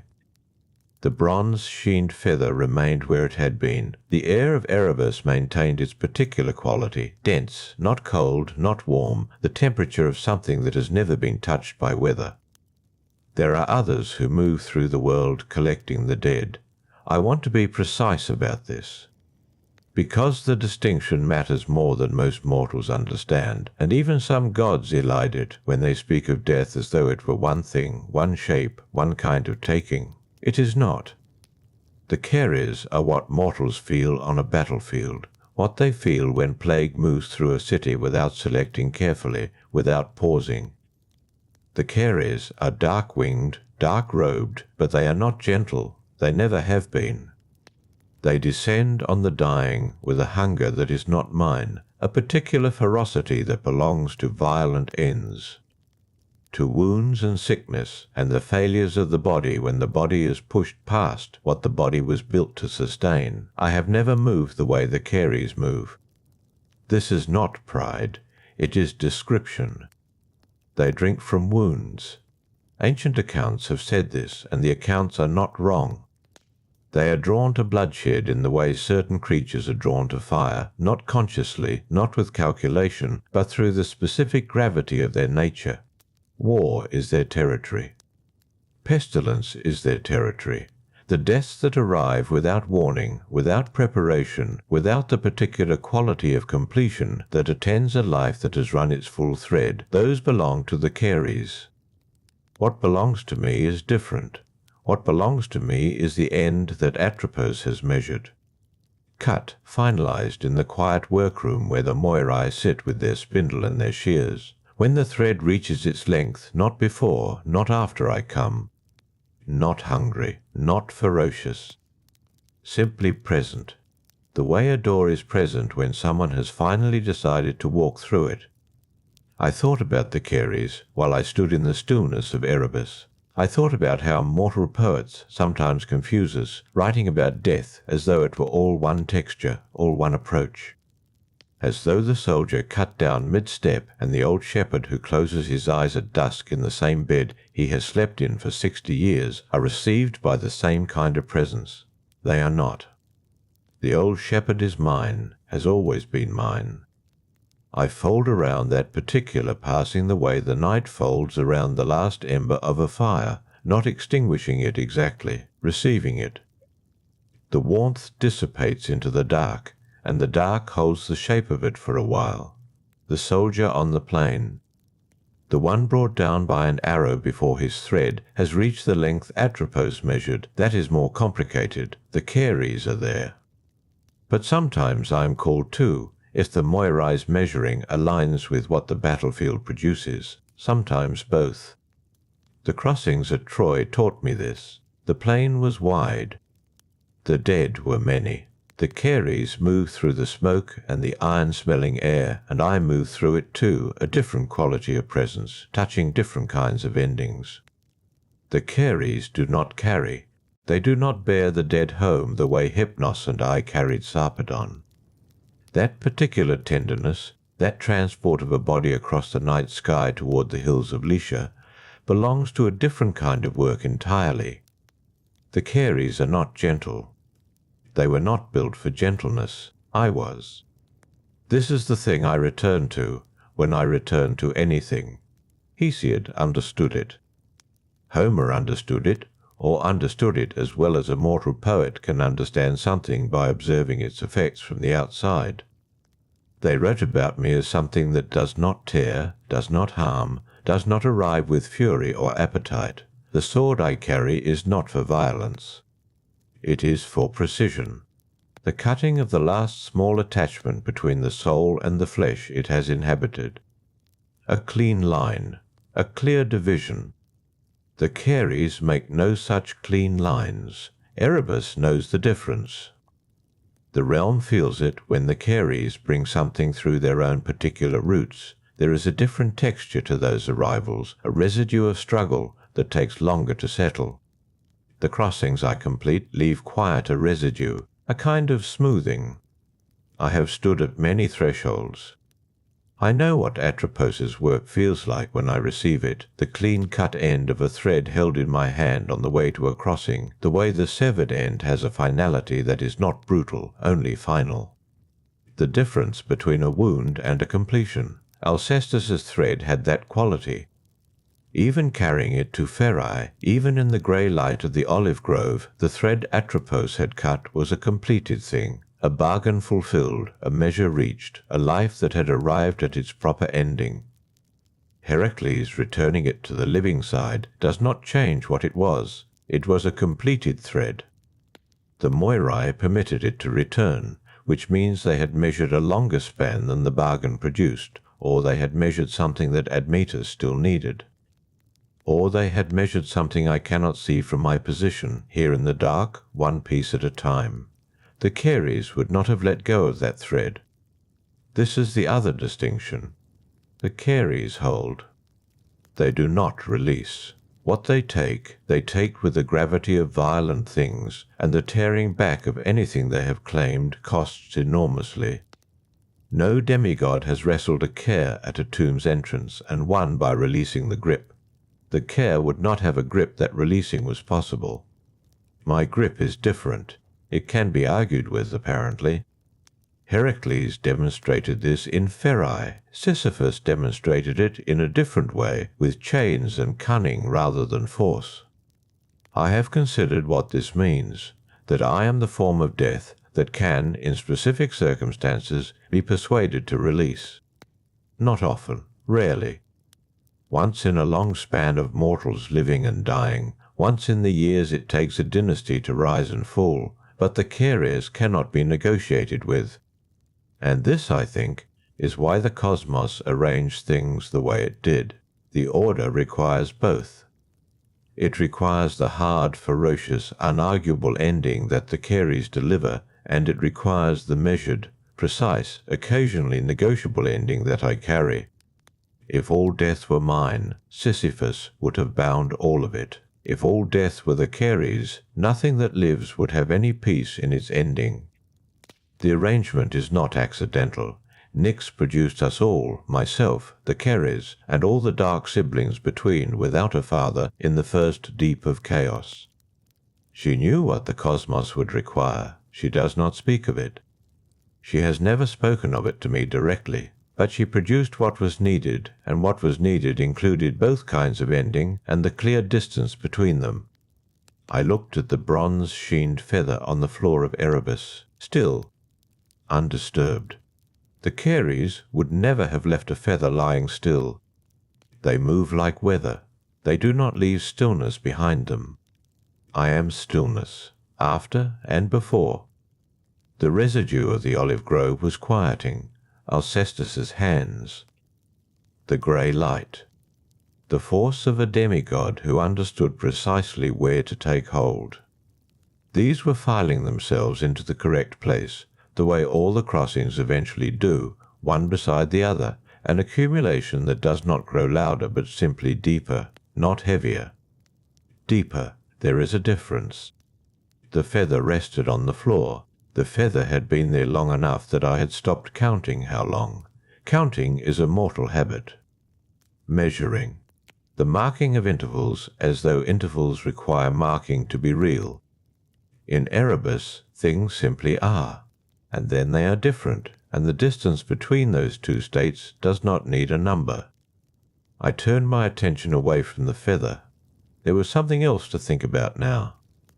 Something I had been moving around, the way a river moves around a stone that has been sitting in its bed for ages, wearing it smooth without ever directly addressing it. The stone of Sisyphus. The shape of his particular defiance, not the chains, not the coming. The aftermath. The return. I had gone back to collect him in the end. This is not in dispute. He came with me the second time, was delivered to me more precisely, when his borrowed span of living ran finally to its edge. He had walked out of the underworld on the argument of neglected burial rites, had stood in the sun of Ephira again with the particular satisfaction of someone who has outsmarted what cannot be outsmarted. Had lived out that return time with the quality of a man who knows he has stolen something and intends to spend it before anyone asks for it back. He was wrong, of course, about the outsmarting. The Moirai are not outsmarted, they are sometimes deferred.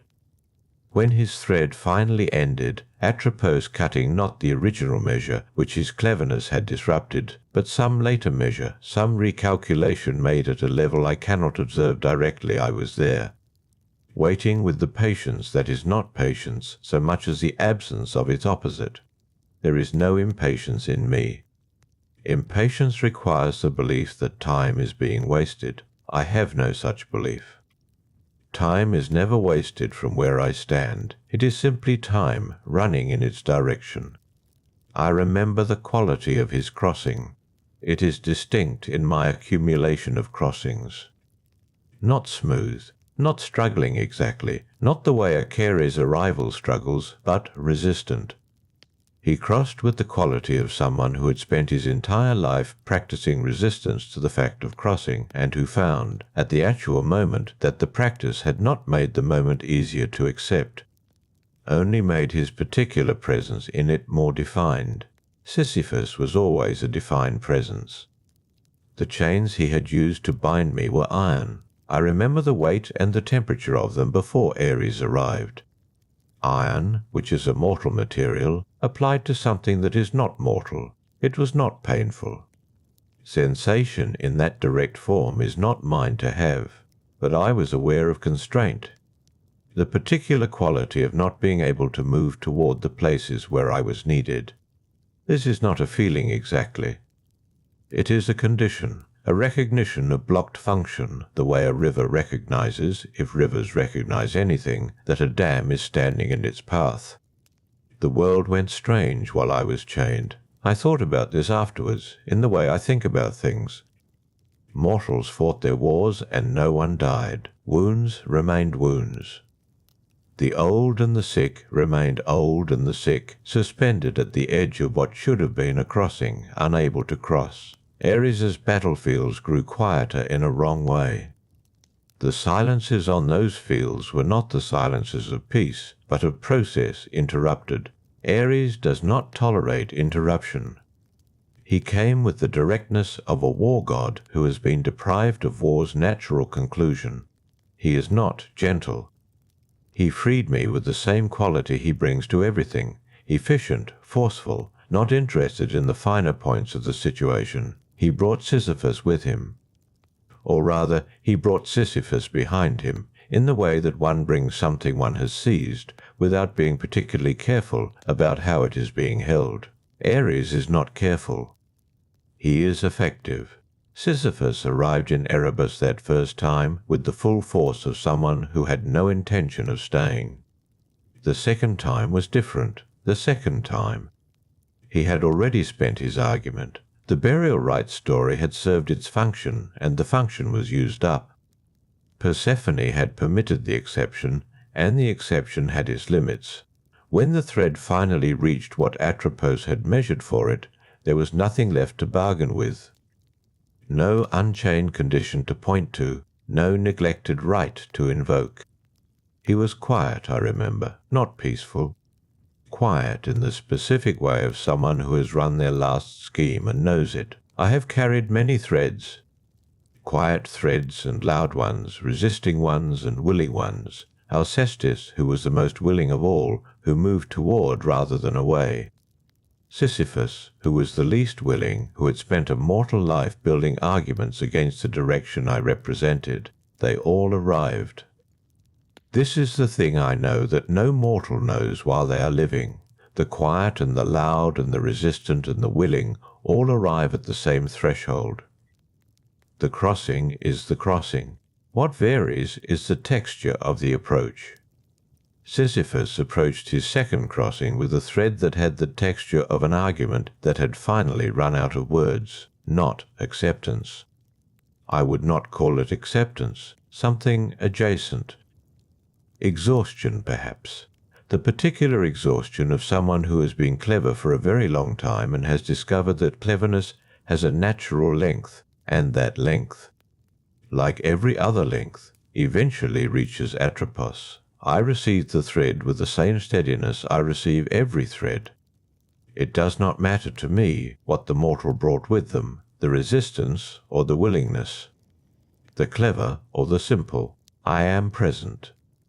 The crossing happens. The distinction between one kind of mortal and another dissolves at the actual moment. The thread is received and the crossing is made. Sisyphus, on the other side of that crossing, was the same kind of thing as every other soul that has passed through. He did not look back. I noticed this. Many of them looked back briefly toward the place where the living world was. Sisyphus did not. I have wondered, in the slow-turning way of Erebus, whether he had decided there was nothing worth looking back at, whether the view from the other side of the crossing collapsed the value of everything he had worked so hard to preserve and return to, or whether he simply carried his resistance forward into whatever came after, unchanged and uninterested in retrospect. I do not know. What happens after the crossing is not mine to follow. My work ends at the threshold. The sword I carry, the thread received from Atropos, the clean line between the soul and what the soul inhabited, this is my complete territory. Not the outcome, not the experience of whatever lies past the threshold for the one who crosses. Only the arriving at it, only the attending, only the moment when the door that has been waiting opens. I picked up the feather. It rested in my hand the way things rest when they have no more weight than they weigh, which is to say, lightly. Not weightless, lightly. The bronze sheen caught nothing, because in Erebus there is no light to catch, but I could feel the particular surface of it. Each barb, the spine running through the centre, a thing that had once been part of a wing that moved without turbulence, my own wing. I set it down again. The texture of Sisyphus's crossing was still in the accumulation alongside the others, alongside Alcestis's willingness, alongside the many who went with something between the two extremes, alongside the threads received from Atropos, each one clean-cut, each one a completion rather than a tearing. The feather rested where I placed it. Not the same spot, a slightly different spot. The room of Erebus held this new arrangement without comment. Alcestis came to me before Heracles arrived. This is the thing the stories tend to arrange incorrectly. They place the hero first, the wrestling, the defeat, the release. And then, as a consequence of all that drama, Alcestis returned to the world, blinking, grateful, restored. The hero at the centre of it. Death at the periphery, a force to be overcome so that the real story could proceed. But I was there before Heracles. That is the sequence that matters to me, if sequence matters at all in the slow timelessness of Erebus. I remember the road to Pherai. I do not often remember the roads. The mortal world moves quickly, and I move through it quickly, attending to what must be attended to, and then the threshold, and then the return. The landscape of that world does not accumulate in me the way the crossings accumulate. I carry the threads. I do not carry the views, but Pherai stays with me. The palace sat in ordinary morning light, not special light, not golden or significant. Ordinary pale morning, the kind that belongs to every morning that has ever happened in the mortal world, unremarkable except for the fact that Alcestis was inside it and had already made her choice. The choice had been made long before I arrived. That is the part I find myself returning to in the slow-turning way of Erebus. The choice preceded me. I came to collect what was already given. She was dying. The thread had been cut. Atropos does not wait for reasons. She cuts at the measure she measures, and the measure for Alcestis had been recalculated by the particular arrangement Admetus had made. The bargain, the offer, the terms. None of that is my territory. What is my territory is the thread, and the thread had been cut, and the cut thread required my presence. I arrived at the palace the way I arrive everywhere. Not announced, not expected, even when expected. There is a difference between knowing death is coming and being prepared for death to actually arrive. Admetus was not prepared. I could see it in him as I passed through the outer rooms. He understood the bargain he had made. He understood it completely on the level of a mind that had made a calculation and found the calculation favourable. Someone else would die in his place. He would live. This was the arrangement. He had understood this arrangement for the length of his marriage to Alcestis, but understanding an arrangement is not the same as standing in the room where the arrangement is completing itself. The calculation had been made in the abstract. The completion was happening in a specific room, with a specific woman, at a specific morning hour. Admetus sat outside that room. I passed him on the way in. He did not see me. They rarely do, unless the crossing is theirs. Inside, Alcestis was very still. There is a kind of stillness that belongs to the dying that has nothing to do with weakness. It is not the stillness of someone who has run out of strength. It is the stillness of someone who has finished spending their attention on what is not important and is now attending to what is. Alcestis had that stillness. Her hands were loose at her sides. Her breathing had the quality of something winding toward its completion without resistance. She was moving toward me. Not literally. She was lying on the bed where she had been placed. But in the way that I understand movement, which is not the same way a mortal understands it, she was moving toward me. Every soul I have ever attended has moved away from me, right up to the moment they cannot. They lean back. They resist. They look away. They look elsewhere. Even the ones who do not resist actively still hold some part of themselves at a distance from what is happening. Alcestis was not looking elsewhere. She was oriented toward the threshold as though she had always known its location. I stood at the edge of the room and I felt, without a word I can entirely account for, the weight of what I was receiving, not heaviness. Weight is not always heaviness. Weight can be the specific gravity of something that has been chosen deliberately. What I was receiving from Alcestis had that specific gravity, the weight of deliberate choice, the weight of love that had decided clearly which direction to move. She said something. I will not write what she said. It was not addressed to me. It was addressed to the room and to Admetus through the wall and to the children she had decided to think about at the end, but I heard it in the way I hear things in mortal rooms. And then the thread completed. I received it. This is the part I cannot fully account for, even in the slow turning of Erebus. I have received many threads, the resistant ones and the quiet ones and the ordinary ones that go neither one way nor the other. I have received the young threads and the old threads, the threads that come from battlefields and the threads that come from beds like this one. The thread I received from Alcestis had a texture I have not found words for. It was not soft. That is not the right word. Softness implies the absence of structure. This had structure.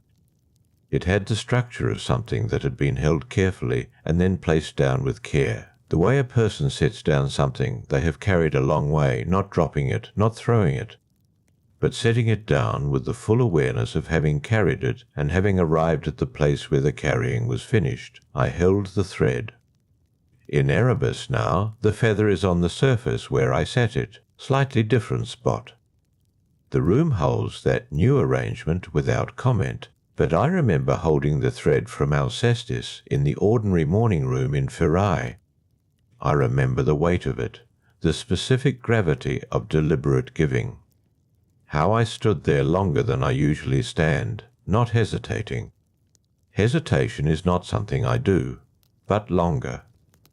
There are crossings where I am simply present, and the soul crosses, and I return. There are crossings where I am still holding something of the texture of it when I return to Erebus. Alcestis's crossing is in the second category.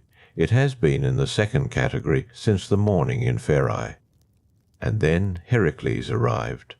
At the tomb, already too late, already in the wrong order of events from his perspective. He did not know that the thread had been received. He did not know that Alcestis had already crossed. He knew only that she was dead, and that he intended to do something about that. He was not small in his intention.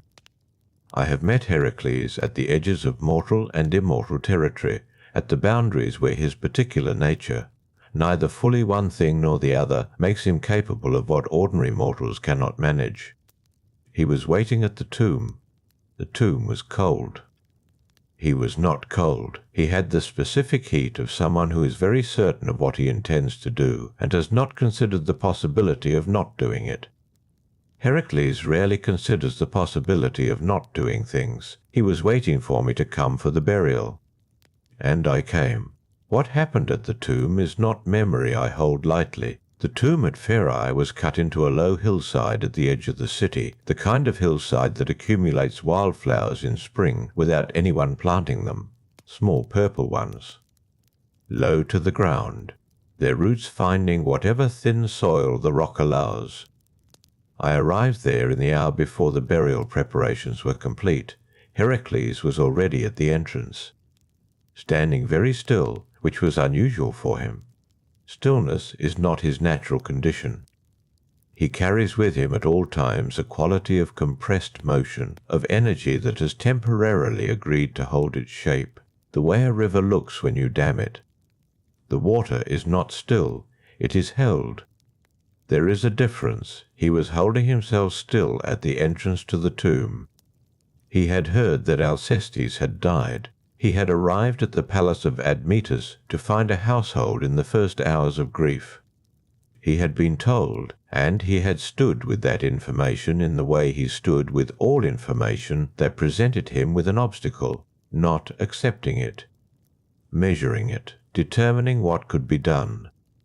Then he had come to the tomb. I noticed the entrance as I approached it.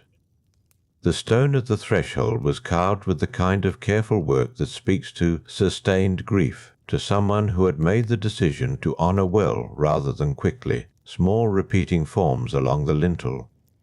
Leaves, perhaps, or the shapes that suggest leaves without being precise about it. The carving had the quality of hands that had needed something to do with their sorrow. Admetus had good craftsmen. Heracles turned when I came near the threshold. He did not see me the way mortals see one another. He saw me the way creatures of combined nature see things that exist at the boundary between realms, with a particular directness of gaze, without the slight unfocusing that prevents ordinary mortals from registering my presence. He looked at me. His club was in his hand. This detail I have returned to many times in the slow pool of Erebus, that he already held it when I arrived. He had not waited to determine whether it would be needed and then reached for it. He had arrived at the tomb holding it, which meant he had already made his determination before I appeared. The weapon had been a decision, not a response. He said something, direct, in the manner that was entirely his own. The manner of a man who has negotiated with gods and monsters and found that both respond to plainness, stated with sufficient certainty. He said he wanted the woman back. I did not speak to him the way I might speak to Hypnos or to the Moirai in their workroom. I do not traffic heavily in speech when I am working. But at the tomb, the moment had a different quality. He was present and certain, and holding his determination in front of him the way he held the club. I moved toward the threshold. He moved to block it. What followed at the entrance to the tomb of Pherae is not something I can account for cleanly. I can account for the outcome. I am less comfortable accounting for the process. There are things that exist in the space between the mortal world and the underworld that operate according to principles not entirely legible to me. Principles that I carry out rather than fully comprehend. My authority comes from what I am, from the necessity I represent. But Heracles was also a necessity, a different one. The necessity of the exception that the order sometimes requires. He was very strong. This is not a thing that surprises me. Strength in the mortal world, even the exceptional strength of a figure like Heracles, does not typically bear on what I do. The strongest mortal is as approachable as the weakest. Strength is not a variable I have historically needed to account for. At the tomb entrance it was a variable. His hands on me had a specific quality. Not the quality of mortal fear transmitting itself through desperate grip. Not the quality of someone holding on because they cannot bear to let go. It was purposeful grip, directed grip. The grip of someone who had wrestled things before and knew what he was doing and was doing it with full attention. I am not accustomed to being held. There is a long moment I keep in the slowest part of the Erebus pool, held down by its own weight. The entrance of the tomb. The small carved leaves or leaf shapes on the lintel above. The wild flowers at the base of the hill, very small, very still in the morning air. Heracles with his complete and certain intention.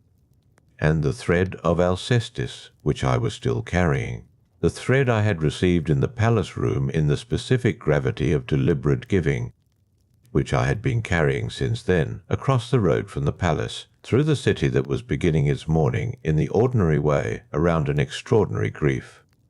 I had been carrying it carefully because it had that quality that required care. He held me.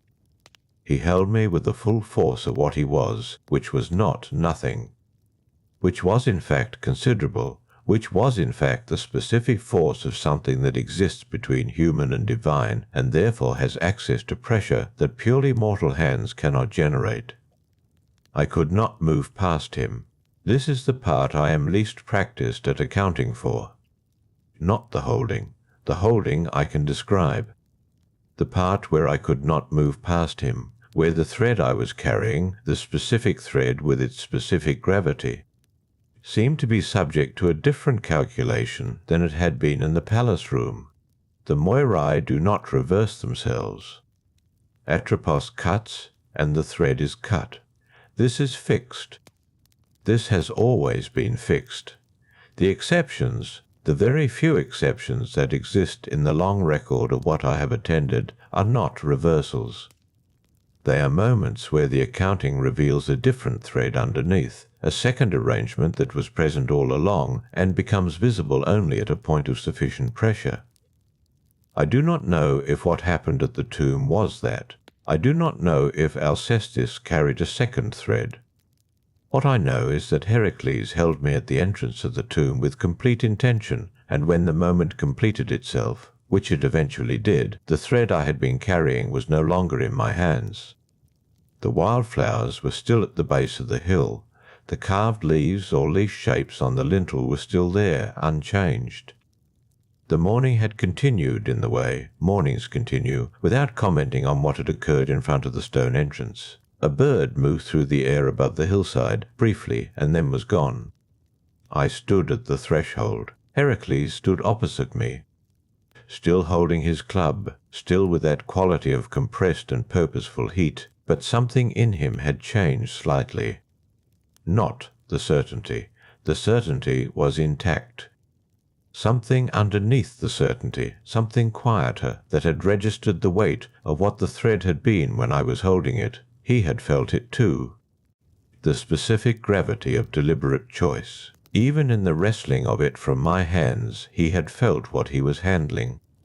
I could see it in the way he stood after, still certain, but quieter than before, carrying something now himself. I turned from the tomb entrance. The road back toward Erebus was the same road I had come along.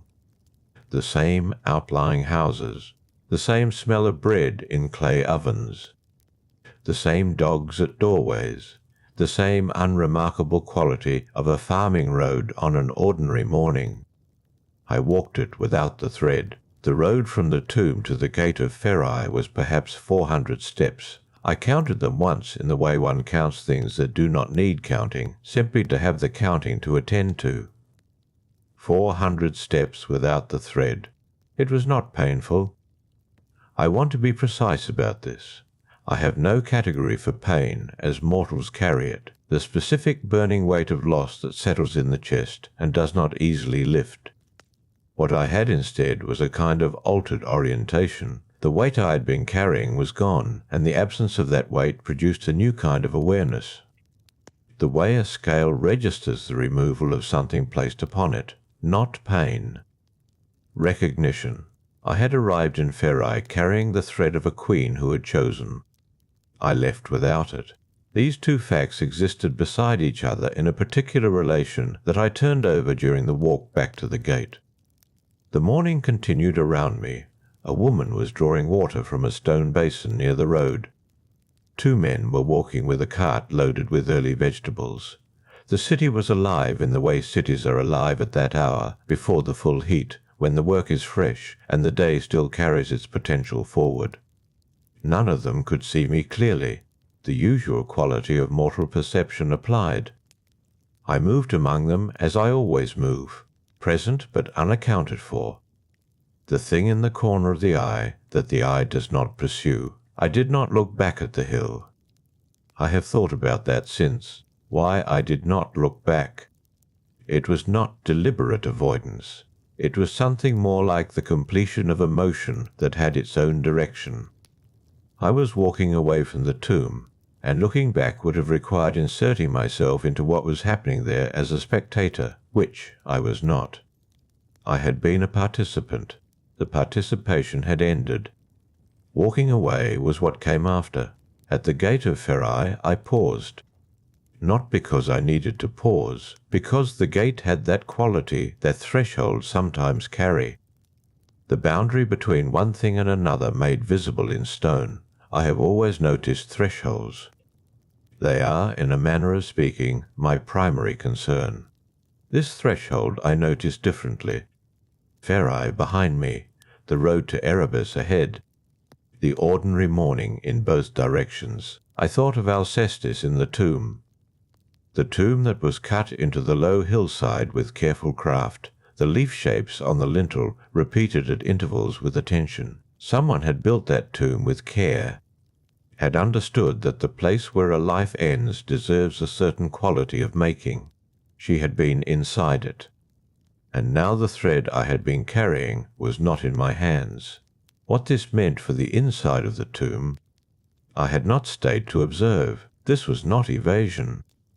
The moment that followed Heracles and the released thread was not a moment that required my attendance. Something was happening in the cosmic order that had its own momentum, its own completion. The Moirai's second arrangement, if that is what it was, working itself through to its proper conclusion. I was not needed for that part. I moved through the gate. The road outside Pherai was quieter than the road inside, fewer people.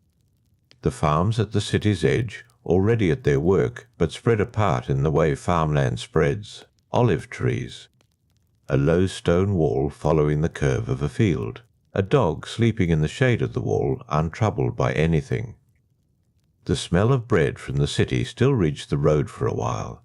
Then the bread smell faded, and there was only the smell of the road, which is dust and sun and the dry particular scent of stone warming in the morning air. I have walked many roads. This one I remember with a clarity that the Erebus pool holds at a specific depth, not the deepest, not the lightest, a middle depth where things settle without sinking entirely out of reach. The clarity is not about what I lost at the tomb, though the thread's absence was present to me on that road. The clarity is about something I understood on that walk that I had not understood before, or understood differently. My authority comes from what I am. This I knew before Pherai, the necessity I represent, the fixed accounting of the Moirai, the work of Atropos, the thread cut and the soul received. These things I have carried as long as there has been carrying to do, since Nyx bore me out of the primordial dark without a father, since I first understood what it was that I was. What I understood differently on the road from Pherai was this, that the order is large enough to hold exceptions, not undermined by them, not threatened, large enough to hold them the way a deep river holds a stone. The stone is there, the river contains it. The river's nature is not changed by what it holds. Heracles was not an aberration from the order. Heracles was a part of the order that I had not previously been in the position of encountering directly, the necessity of exception. The exceptional force, that is, occasionally, how the second thread becomes visible. He could not have taken the thread of Alcestis if there had been no second thread to take. His strength had been extraordinary, but strength alone would not have been sufficient. I understood this on the road, walking without the thread. and in understanding it. Something shifted in how I held what had happened. I had not been diminished. I want to say this as precisely as I can, because the precision matters to me when I return to this memory in the Erebus pool. The departure of the thread from my hands was not a defeat that diminished what I am. The order is not smaller for having exceptions. I am not smaller for having been the place where one exception became visible.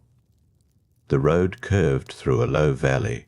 A stream crossed under the road through a small stone channel, and the sound of the water was clear and light in the morning air. I noted the sound.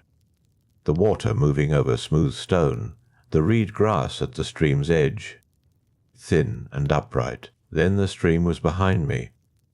Then the valley was behind me. Then Ferai was behind me in the way that things which have happened settle into the position of having happened. Fixed in place. Carried forward not as present weight, but as part of the record that the Erebus pool holds, slow and dark and complete. The road became the path that does not appear to mortal eyes, and the path led, as it leads, back to Erebus, back to the dark that my mother wore before there was anything else to wear, back to the place where Hypnos sleeps in his measured way, breathing the sleep that is not my sleep, but that mirrors mine in its stillness. Back to the world beneath the world, where Hades and Persephone keep their order, and the Moirai work their threads in their long and patient accounting. I returned without the thread of Alcestis. The order had held. Not despite what happened at the tomb of Ferai. Because of it.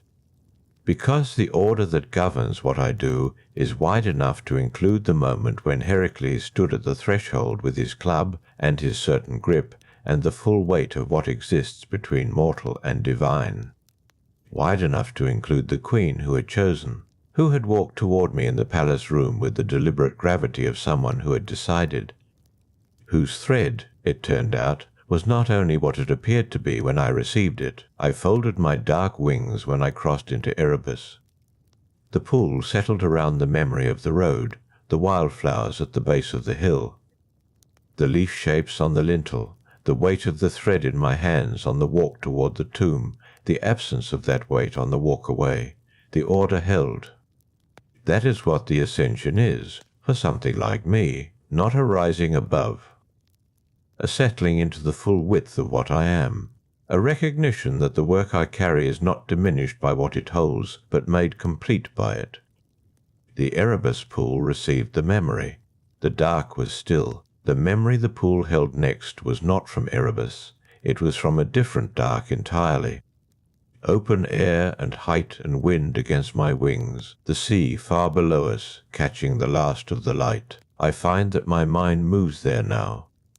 From the stillness of Erebus after Ferai, crossing time the way the pool does, not forward, sideways, into a different chapter of what I carry.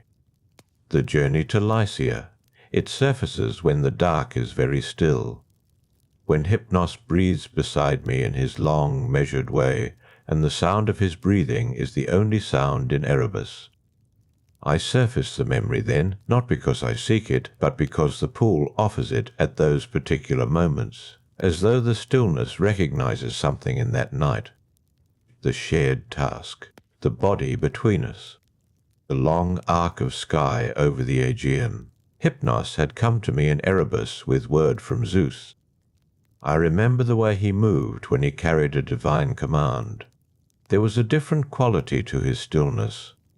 His wings, usually folded and relaxed in the particular ease of someone who exists in permanent proximity to rest, were held slightly outward, alert in their own way.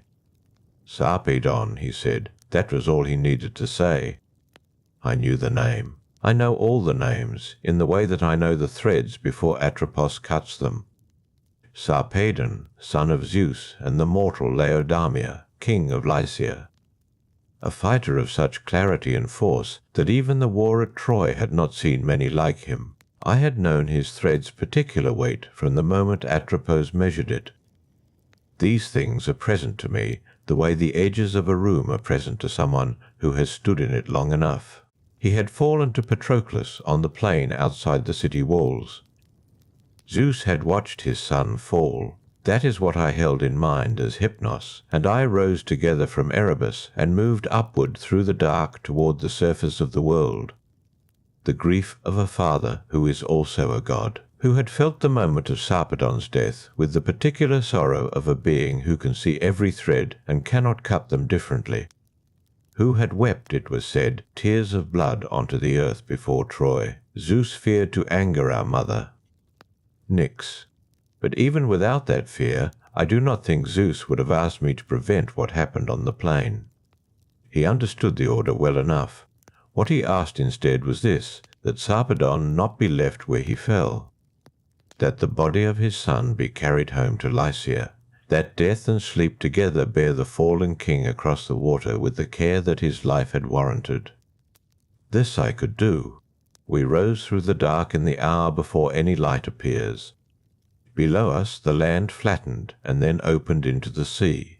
The Aegean at that hour is very dark. Not the dark of Erebus, which is absolute and settled.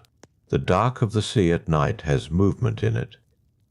Small lights on the water where fishing boats held their lamps, the white lines of waves against unseen rocks. I watched it pass beneath my wings. There is something in the act of carrying that settles the mind. Not the carrying of a thread, which is a different kind of weight. The carrying of a body which Hypnos and I did together, lifting Sarpedon from the bloodied plain at Troy with a care that the battlefield itself did not know how to provide. The army slept, or nearly slept, or moved in the heavy confusion of exhaustion. The plain was dark and torn. We took him up gently. Hypnos took one side, and I took the other. That is how we have always worked when the task requires us both, his wings beating in the slow rhythm that belongs to sleep.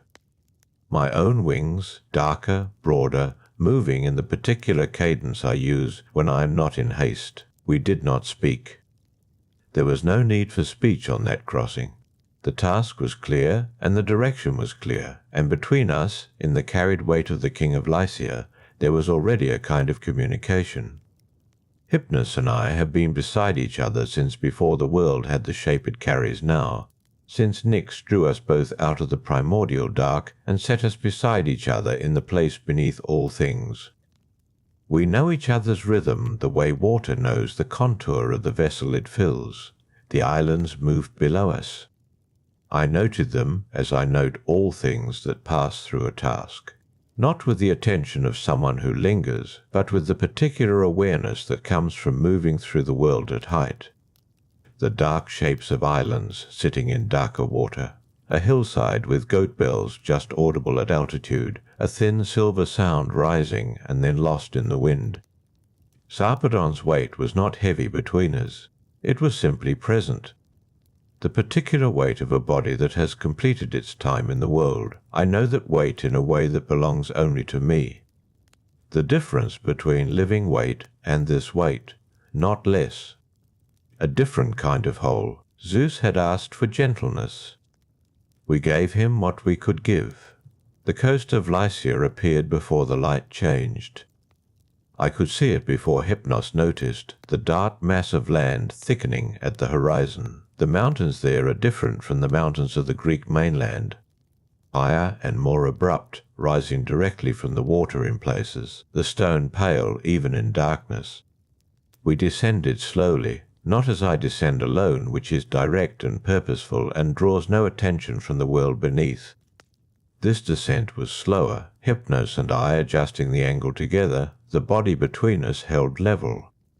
Below, the Lycian hills were quiet, the villages dark. Only the sound of the sea against the lower rocks, and then the inland silence of grasses. We set him down. The earth received him in the way that earth receives what belongs to it. I held the memory of Zeus's grief in mind as we did this, the tears of blood on the plain before Troy. The grief of an immortal father. This is not the grief I carry in myself, because grief belongs to those who are separated from what they love. I am the separation. I do not stand on one side of it. but I can hold the weight of it when I carry the ones who are grieved. Hypnos folded his wings beside me in the Lycian dark.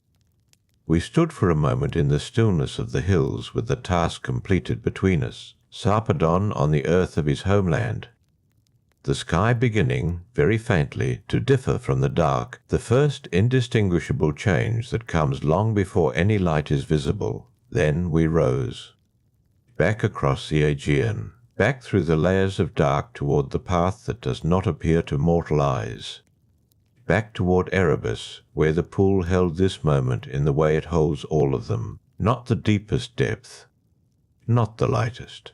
The middle depth, where Sarpedon's weight and Hypnos's steady wings and the dark of the Aegean islands below us settle without sinking entirely from reach. The Lycian hills remained behind us, holding what we had left there. Hypnos breathed beside me now. In Erebus, in the long stillness, his breath moved outward and inward with the patience of someone who has no reason to hurry.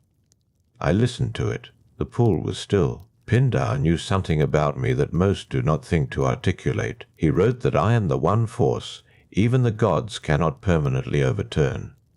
Not the most powerful, not the most feared, simply the most persistent. The difference matters to me. Sitting here in the stillness of Erebus, with Hypnos breathing at my side and the pool unmoving before us, persistent is the right word.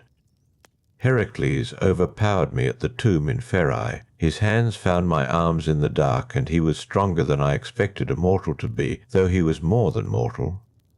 I remember the particular sensation of being held by something that should not have been able to hold me, the grip of him, the intention behind it. He was not trying to end me. He was only trying to stop me long enough to take Alcestis back through the gate. He succeeded.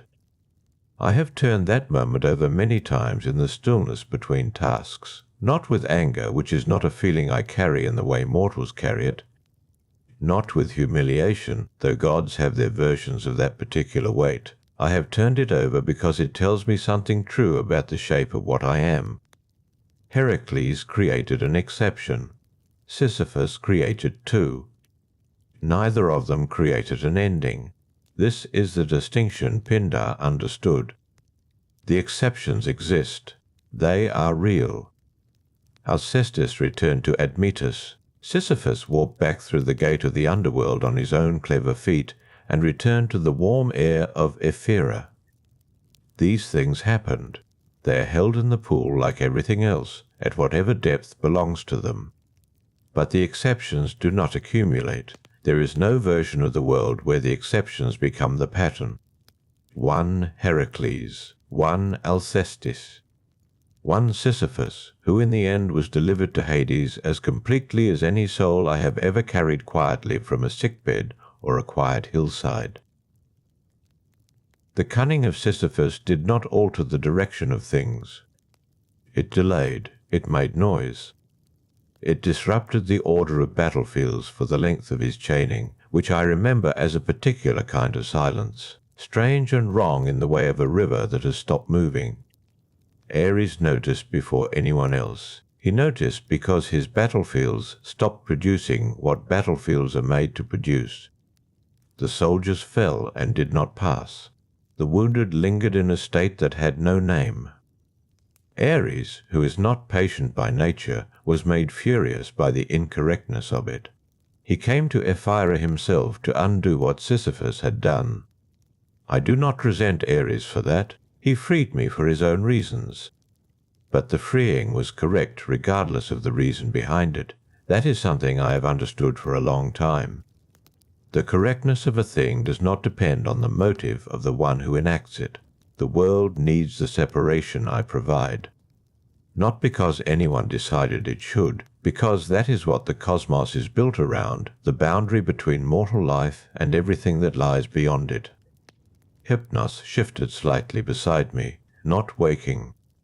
Just the small rearrangement of a sleeping figure finding a more settled position. His wing moved against the dark air of Erebus and then was still. I watched the pool. It was not showing me anything now. Memories surface there when they wish to, and between them the surface is simply what it is, dark and flat and reflecting nothing, because there is no light in Erebus to give it a reflection. I was thinking about what Pindar meant by necessary. He did not mean that death is pleasant, or that mortals should welcome it, or that the grief of the ones who are left behind is unfounded. He meant that without the separation I provide, the distinction between mortal life and immortal existence dissolves. The gods are what they are, partly because they do not pass through me. Mortals are what they are partly because they do. The Moirai understood this before any poet put words to it. Atropos with her shears at the end of the thread, Clotho spinning from the beginning, Lachesis measuring the middle. Their work and mine are fitted together so tightly that I could not describe where their authority ends and mine begins. They determine. I collect. The thread falls and I am already in motion. Not because they send me, because that is the nature of the arrangement. There have been threads cut before the length seemed right. Sarpedon's thread was one of those. Zeus wept blood onto the plain before Troy, because a father's love does not measure the length of a thread the way Lachesis does. Love has its own accounting, and that accounting does not match the one Atropos keeps. I have seen this grief many times. The thread falls, and the ones who love the mortal cannot reconcile the length with what they believe the length should be. I carry the soul regardless, not without care for the grief. I hold it, the way I held Zeus's tears in mind, as Hypnos and I descended toward the Lycian hills. But holding something in mind is different from being changed by it. I have been unchanged by a great many things that would have unmade a smaller nature. This is not a boast. It is simply the shape of what I am. I was made for this. Nyx drew me out of the dark, and the dark is what I came from, and the work I do is continuous with that origin. There is nothing in me that strains against my own nature the way mortals strain against theirs. They were made for a mortal life, and yet something in them reaches always toward permanence. That reaching is part of what makes them interesting to witness. Sisyphus reached harder than most. He reached so hard that he caught me by the arm and put me in chains. I have never stopped finding that strange, the cleverness required for it, the audacity. Of all the mortals I have collected, Sisyphus is the one whose nature was most unlike mine. Everything in him was motion and contrivance and refusal. Everything in me is stillness and continuation and acceptance of what the thread determines. We could not have been more different, and yet Pindar's truth holds even across that difference. Even Sisyphus ended in Hades with the stone he has been pushing since his final arrival. Even Heracles, who overpowered me with his mortal hands and immortal blood, eventually came through the gate himself, in the way that all things with mortal origins eventually do. The exceptions prove the boundary. That is what I was sitting with now, in the dark of Erebus, with Hypnos' breathing, the only sound in the pool untroubled before me. Every soul I have ever carried, the willing and the unwilling, the ones who came toward me like Alcestis, and the ones who had to be collected from the chains of a clever king, the ones slain on the plains before Troy, and the ones who slipped away in the quiet hour before dawn on a hillside somewhere with goat bells in the distance. Every one of them found the same threshold. Not the same moment, not the same path, the same arrival. I set them down, the way Hypnos and I set Sarpedon down on the earth of his homeland. And the earth received them, and I rose again and returned to this stillness, the pool holding each of them at whatever depth belongs to them, until even that depth settles beyond the reach of my attention. Hypnos breathed. The pool did not move. Outside Erebus, in whatever hour now held the world above, the work continued without me needing to direct it. The threads were being measured. Atropos held her shears. Somewhere a fishing boat crossed dark water with a lamp swinging at its bow. I sat between the moments. The fishing boat would reach wherever it was going, or it would not. The lamp at its bow would keep swinging regardless, a small warm point of light crossing water that did not care whether it arrived. I found I was not thinking about the boat specifically. I was thinking about light. There is no light in Erebus. I have noted this many times, the way one notes the absence of something that was never expected to be present. I did not come from light. Nyx is not a figure of illumination. She is the ground from which light becomes visible by contrast, the dark that gives the lamp its meaning. Without her, the fishing boat's light would be nothing, because there would be nothing to distinguish it from. This is one of the ways my mother and I are alike. I give mortal life its meaning by being its boundary. Without me, a mortal life would extend indefinitely, and in extending indefinitely would become indistinguishable from the immortal existence the gods hold. Mortal life would lose the particular shape that makes it what it is. The fishing boat's lamp is visible because of the dark surrounding it. Not in spite of the dark, because of it. Nyx understood this before I had words for it. She drew me from herself, knowing what she was making. I have thought about this during long stretches of stillness in Erebus, the particular knowledge that must precede the act of creating a necessary darkness. She made Hypnos as well. Sleep before death, in the way sleep precedes death each night, in the experience of every mortal who closes their eyes and crosses briefly into the dark, not knowing with certainty that morning will receive them. Hypnos shifted again, a small movement. His breathing remained the same. I did not look at him directly. I was aware of him, the way one is aware of a familiar sound, the sound of the tide against a familiar shore. Present, continuous, not requiring attention. There is a difference between sleep and death that mortals sometimes struggle to hold clearly. They feel it, the way the body feels, the difference between water and air, even when both are dark. Sleep returns. Death does not. And yet every night, every mortal crosses into that other country where my brother rules, and the crossing feels the same in the moment of crossing. I have been told this. I have not experienced it from the inside. I only wait at the other end and know which crossings are mine and which belong to Hypnos alone. Most of them belong to Hypnos. I collect only the ones Atropos has finished with. The rest return in the morning and carry the night on their faces like shadow that has not yet burned away. And they go about the work of their days, not knowing how close they stood to my door. I do not begrudge them that.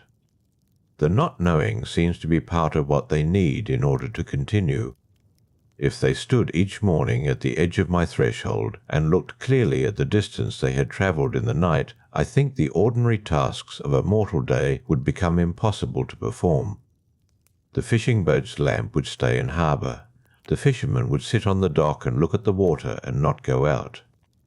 So they sleep, and they return, and they do not know precisely what they touched on the way.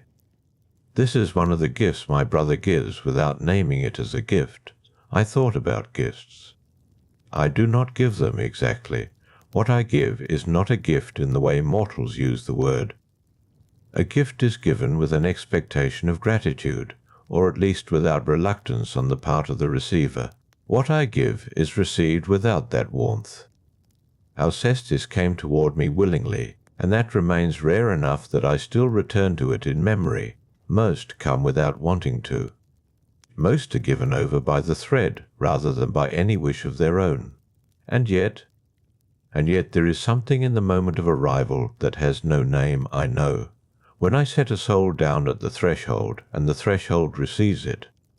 When the resistance that was present in the mortal body, the reaching toward permanence, the refusal to accept what the thread has determined, when all of that quiets, there is a stillness in that moment that is different from the stillness of Erebus, more complete perhaps, as if whatever the mortal was straining toward has finally been laid down alongside the body. Admetus did not have that stillness. Not when Alcestis was taken from him. He had the grief that belongs to the ones who remain, the ones whose threads have not yet been cut. That grief is a different kind of weight. I have carried it in mind many times. I cannot carry it the way a mortal carries it, from the inside, but I have observed it enough to know its shape. It does not resolve quickly. It settles slowly, the way silt settles in still water. The pool before me held no current. Whatever was at its depth was resting there without motion. All the souls that had passed through my hands and found their places in the realm of Hades and Persephone, they are not gone. They are simply no longer where they were, no longer on the bright side of the threshold, no longer under a sky with a lamp swinging in the dark. Hypnos breathed. Once, and then again. The rhythm of it so steady that it had become the silence rather than a sound within it. Above Erebus, Nyx was spreading her dark cloak across the upper sky.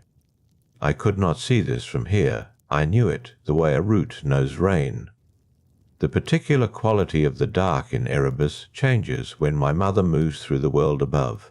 It deepens, becomes more itself, as if her passage draws the darkness down into its fullest expression. The hours before dawn are hers entirely. In those hours, more of the world sleeps than at any other time. The fishing boats are out, or they are anchored, and either way the fishermen are at the point of deepest rest. Hypnos holds them there, and I wait at the edge of what he holds, patient, without urgency, knowing that most of them will be returned to the morning. The ones who will not have already been noted by Atropos. I do not need to seek them. When the thread falls, I know something in the arrangement between the Moirai and myself that does not require message or instruction. The thread falls and I am in motion before the thought to move has formed. It has always been this way, from the first soul Nyx made me for, before Troy, before Sisyphus, before the first mortal hand reached for the first stone in the first morning of the world. Hypnos breathed. The pool held its dark surface flat and quiet. I sat between the moments and let the moments pass. The way Nyx passes over the sleeping world above, covering it gently, taking nothing, leaving only the deep rest that makes morning possible. My sword rested across my knees. I had not moved it there with intention. It had settled there the way things settle when time is long enough and the body learns its own habits without instruction. The blade was dark. Not tarnished, simply dark, the way Erebus is dark, absorbing rather than reflecting, holding the absence of light as its natural condition. My wings were folded. This too was unremarkable. The bronze feathers lay close against my back, heavy with their own stillness, and I did not feel the need to open them. There was nowhere to go. Not yet. The pre-dawn hours stretched around me like the pool before me, without current, without direction, holding everything at the same level, depth. Hypnos breathed. I did not look at him. I rarely do in these hours, not from distance or difficulty, but because looking is unnecessary. His breathing tells me everything I need to know about his state. He is deep in his own rest now, or something close to it. The world above requires so much of him. Every sleeping mortal. Every eye that closes on its pillow and trusts the dark to hold it. He carries all of that without apparent effort, the way the earth carries stone without complaint. But the effort is real, and in the hours before dawn he takes what rest he can. I do not need rest in the same way. I am older than the need for it, or perhaps I am built differently. Nyx did not make me and Hypnos from the same cloth, though we came from the same darkness. He softens. I do not soften. He gives way at the edges where sleep meets waking, that long gradual slope where consciousness dissolves into dream and dream into nothing. I do not have edges like that. The threshold I keep is a precise one. The pool reflected nothing. Its surface was the same dark as everything else in Erebus, and this was not a failure of the water, but simply its nature here. Water beneath the world does not catch starlight. It holds instead the memory of all that has entered it, settling slowly through the deep. I thought of Alcestis again, not deliberately. She surfaces sometimes, the way certain memories surface, without invitation, because they were significant enough at the time to leave a shape that does not fully disappear. She had walked toward me. Most do not walk toward me.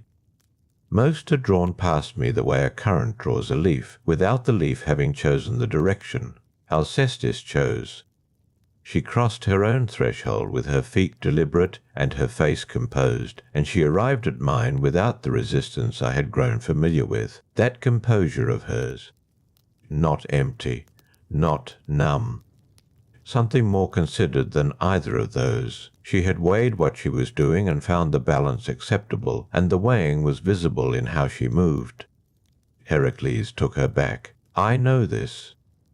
I observed the reversal from my own side of it, the particular sensation of a soul that has crossed being drawn back upward through the boundary it already cleared. It does not happen often. In all the time before and after Alcestis, it has happened rarely enough that each instance stays with me clearly. Sisyphus managed a version of it twice, though through craft rather than force. Heracles managed it through force alone. I did not carry resentment toward Heracles for that. He did what his nature required, and Alcestis was returned to a world that was not yet finished with her thread. Atropos had cut it, and then circumstances moved in a direction none of us had fully anticipated. These are the moments when the Moirai and the larger order remain beyond my full comprehension. I accept this. Atropos cuts what she cuts. Clotho spun the thread from the beginning, and Lachesis measured it, and if between those three the full picture of any mortal life contains turns I cannot see from where I stand, that is not a failure of the system. It is a reminder of how much of the whole I occupy only a portion of. My portion is this: the threshold, the moment the thread is cut and the soul arrives. Everything before belongs to the living world. Everything after belongs to Hades and Persephone and the long quiet of the realm they keep. I am the passage between those two states, not the origin and not the destination. Only the crossing. Hypnos breathed. Outside or above, or in the world that exists in the direction I understand as upward, Nyx was completing her long arc across the sky. The quality of the dark around me had been deepening for some time, reaching toward the fullest expression it achieves in the final stretch before dawn. In a little while, Eos would begin her preparation. The dark would begin releasing its hold on the upper world, gradually, the way deep water releases warmth, slowly and from the edges inward. The fisherman's lamp was still burning. I could not see it, but I knew it was there, swinging at the bow of a boat somewhere on dark water, the small flame moving gently with the motion of the hull. Someone awake before sunrise, tending lines, watching the horizon for the first change in the colour of the sky, his thread intact. His morning ahead of him, not mine to touch. Not yet, perhaps not for many years. Each person above carries their thread without knowing they carry it. Clotho's spinning is invisible to mortal hands. They move through their days and their nights with no sense of the length remaining, and this too is something I have come to understand as necessary. Knowing the length would change the living of it in ways that would cost more than it gave. So the lamp swings, and the fisherman watches the horizon, and the thread holds. And I sit in the dark with my sword across my knees, and my wings folded, and my brother breathing beside me, patient in a way that requires no effort, because patience is simply what I am. This is what Hesiod understood, what the old poets reached toward when they described me as gentle. Not gentle meaning soft, gentle meaning unhurried, without malice or urgency, without the tearing quality of the Keres who arrive with violence and noise and the particular savagery of death that does not wait for its moment but forces one open. I am not that. I have never been that. From the first soul Nyx formed me for, my approach has been the same, quiet, present, without cruelty and without comfort, because both of those belong to the living, and I am neither living nor its opposite. I am simply what comes after the thread, before the quiet of whatever follows. The pool held its flat, dark surface. The breathing of Hypnos continued its steady measure. And the hours before dawn moved through their last deep stillness. Nyx's cloak at its fullest extension, the world above at its most thoroughly asleep. There are long stretches in this work that look, from the outside, like rest. Perhaps they are rest. I cannot fully distinguish between the two. When no thread falls and my brother is nearby, and the dark is complete and the pool is still, there is a quality to that state that has no obvious name. Not sleep, not waking. Something between, the way the shoreline is between land and sea without fully belonging to either. If stories like this bring you peace, subscribing to Olympus Dreams means the next one finds you. The pool did not move. Hypnos breathed once more, slow and even. And somewhere above in the upper world a fisherman's lamp swung on dark water, its small flame steady, tending its own quiet against the last full dark before the morning came.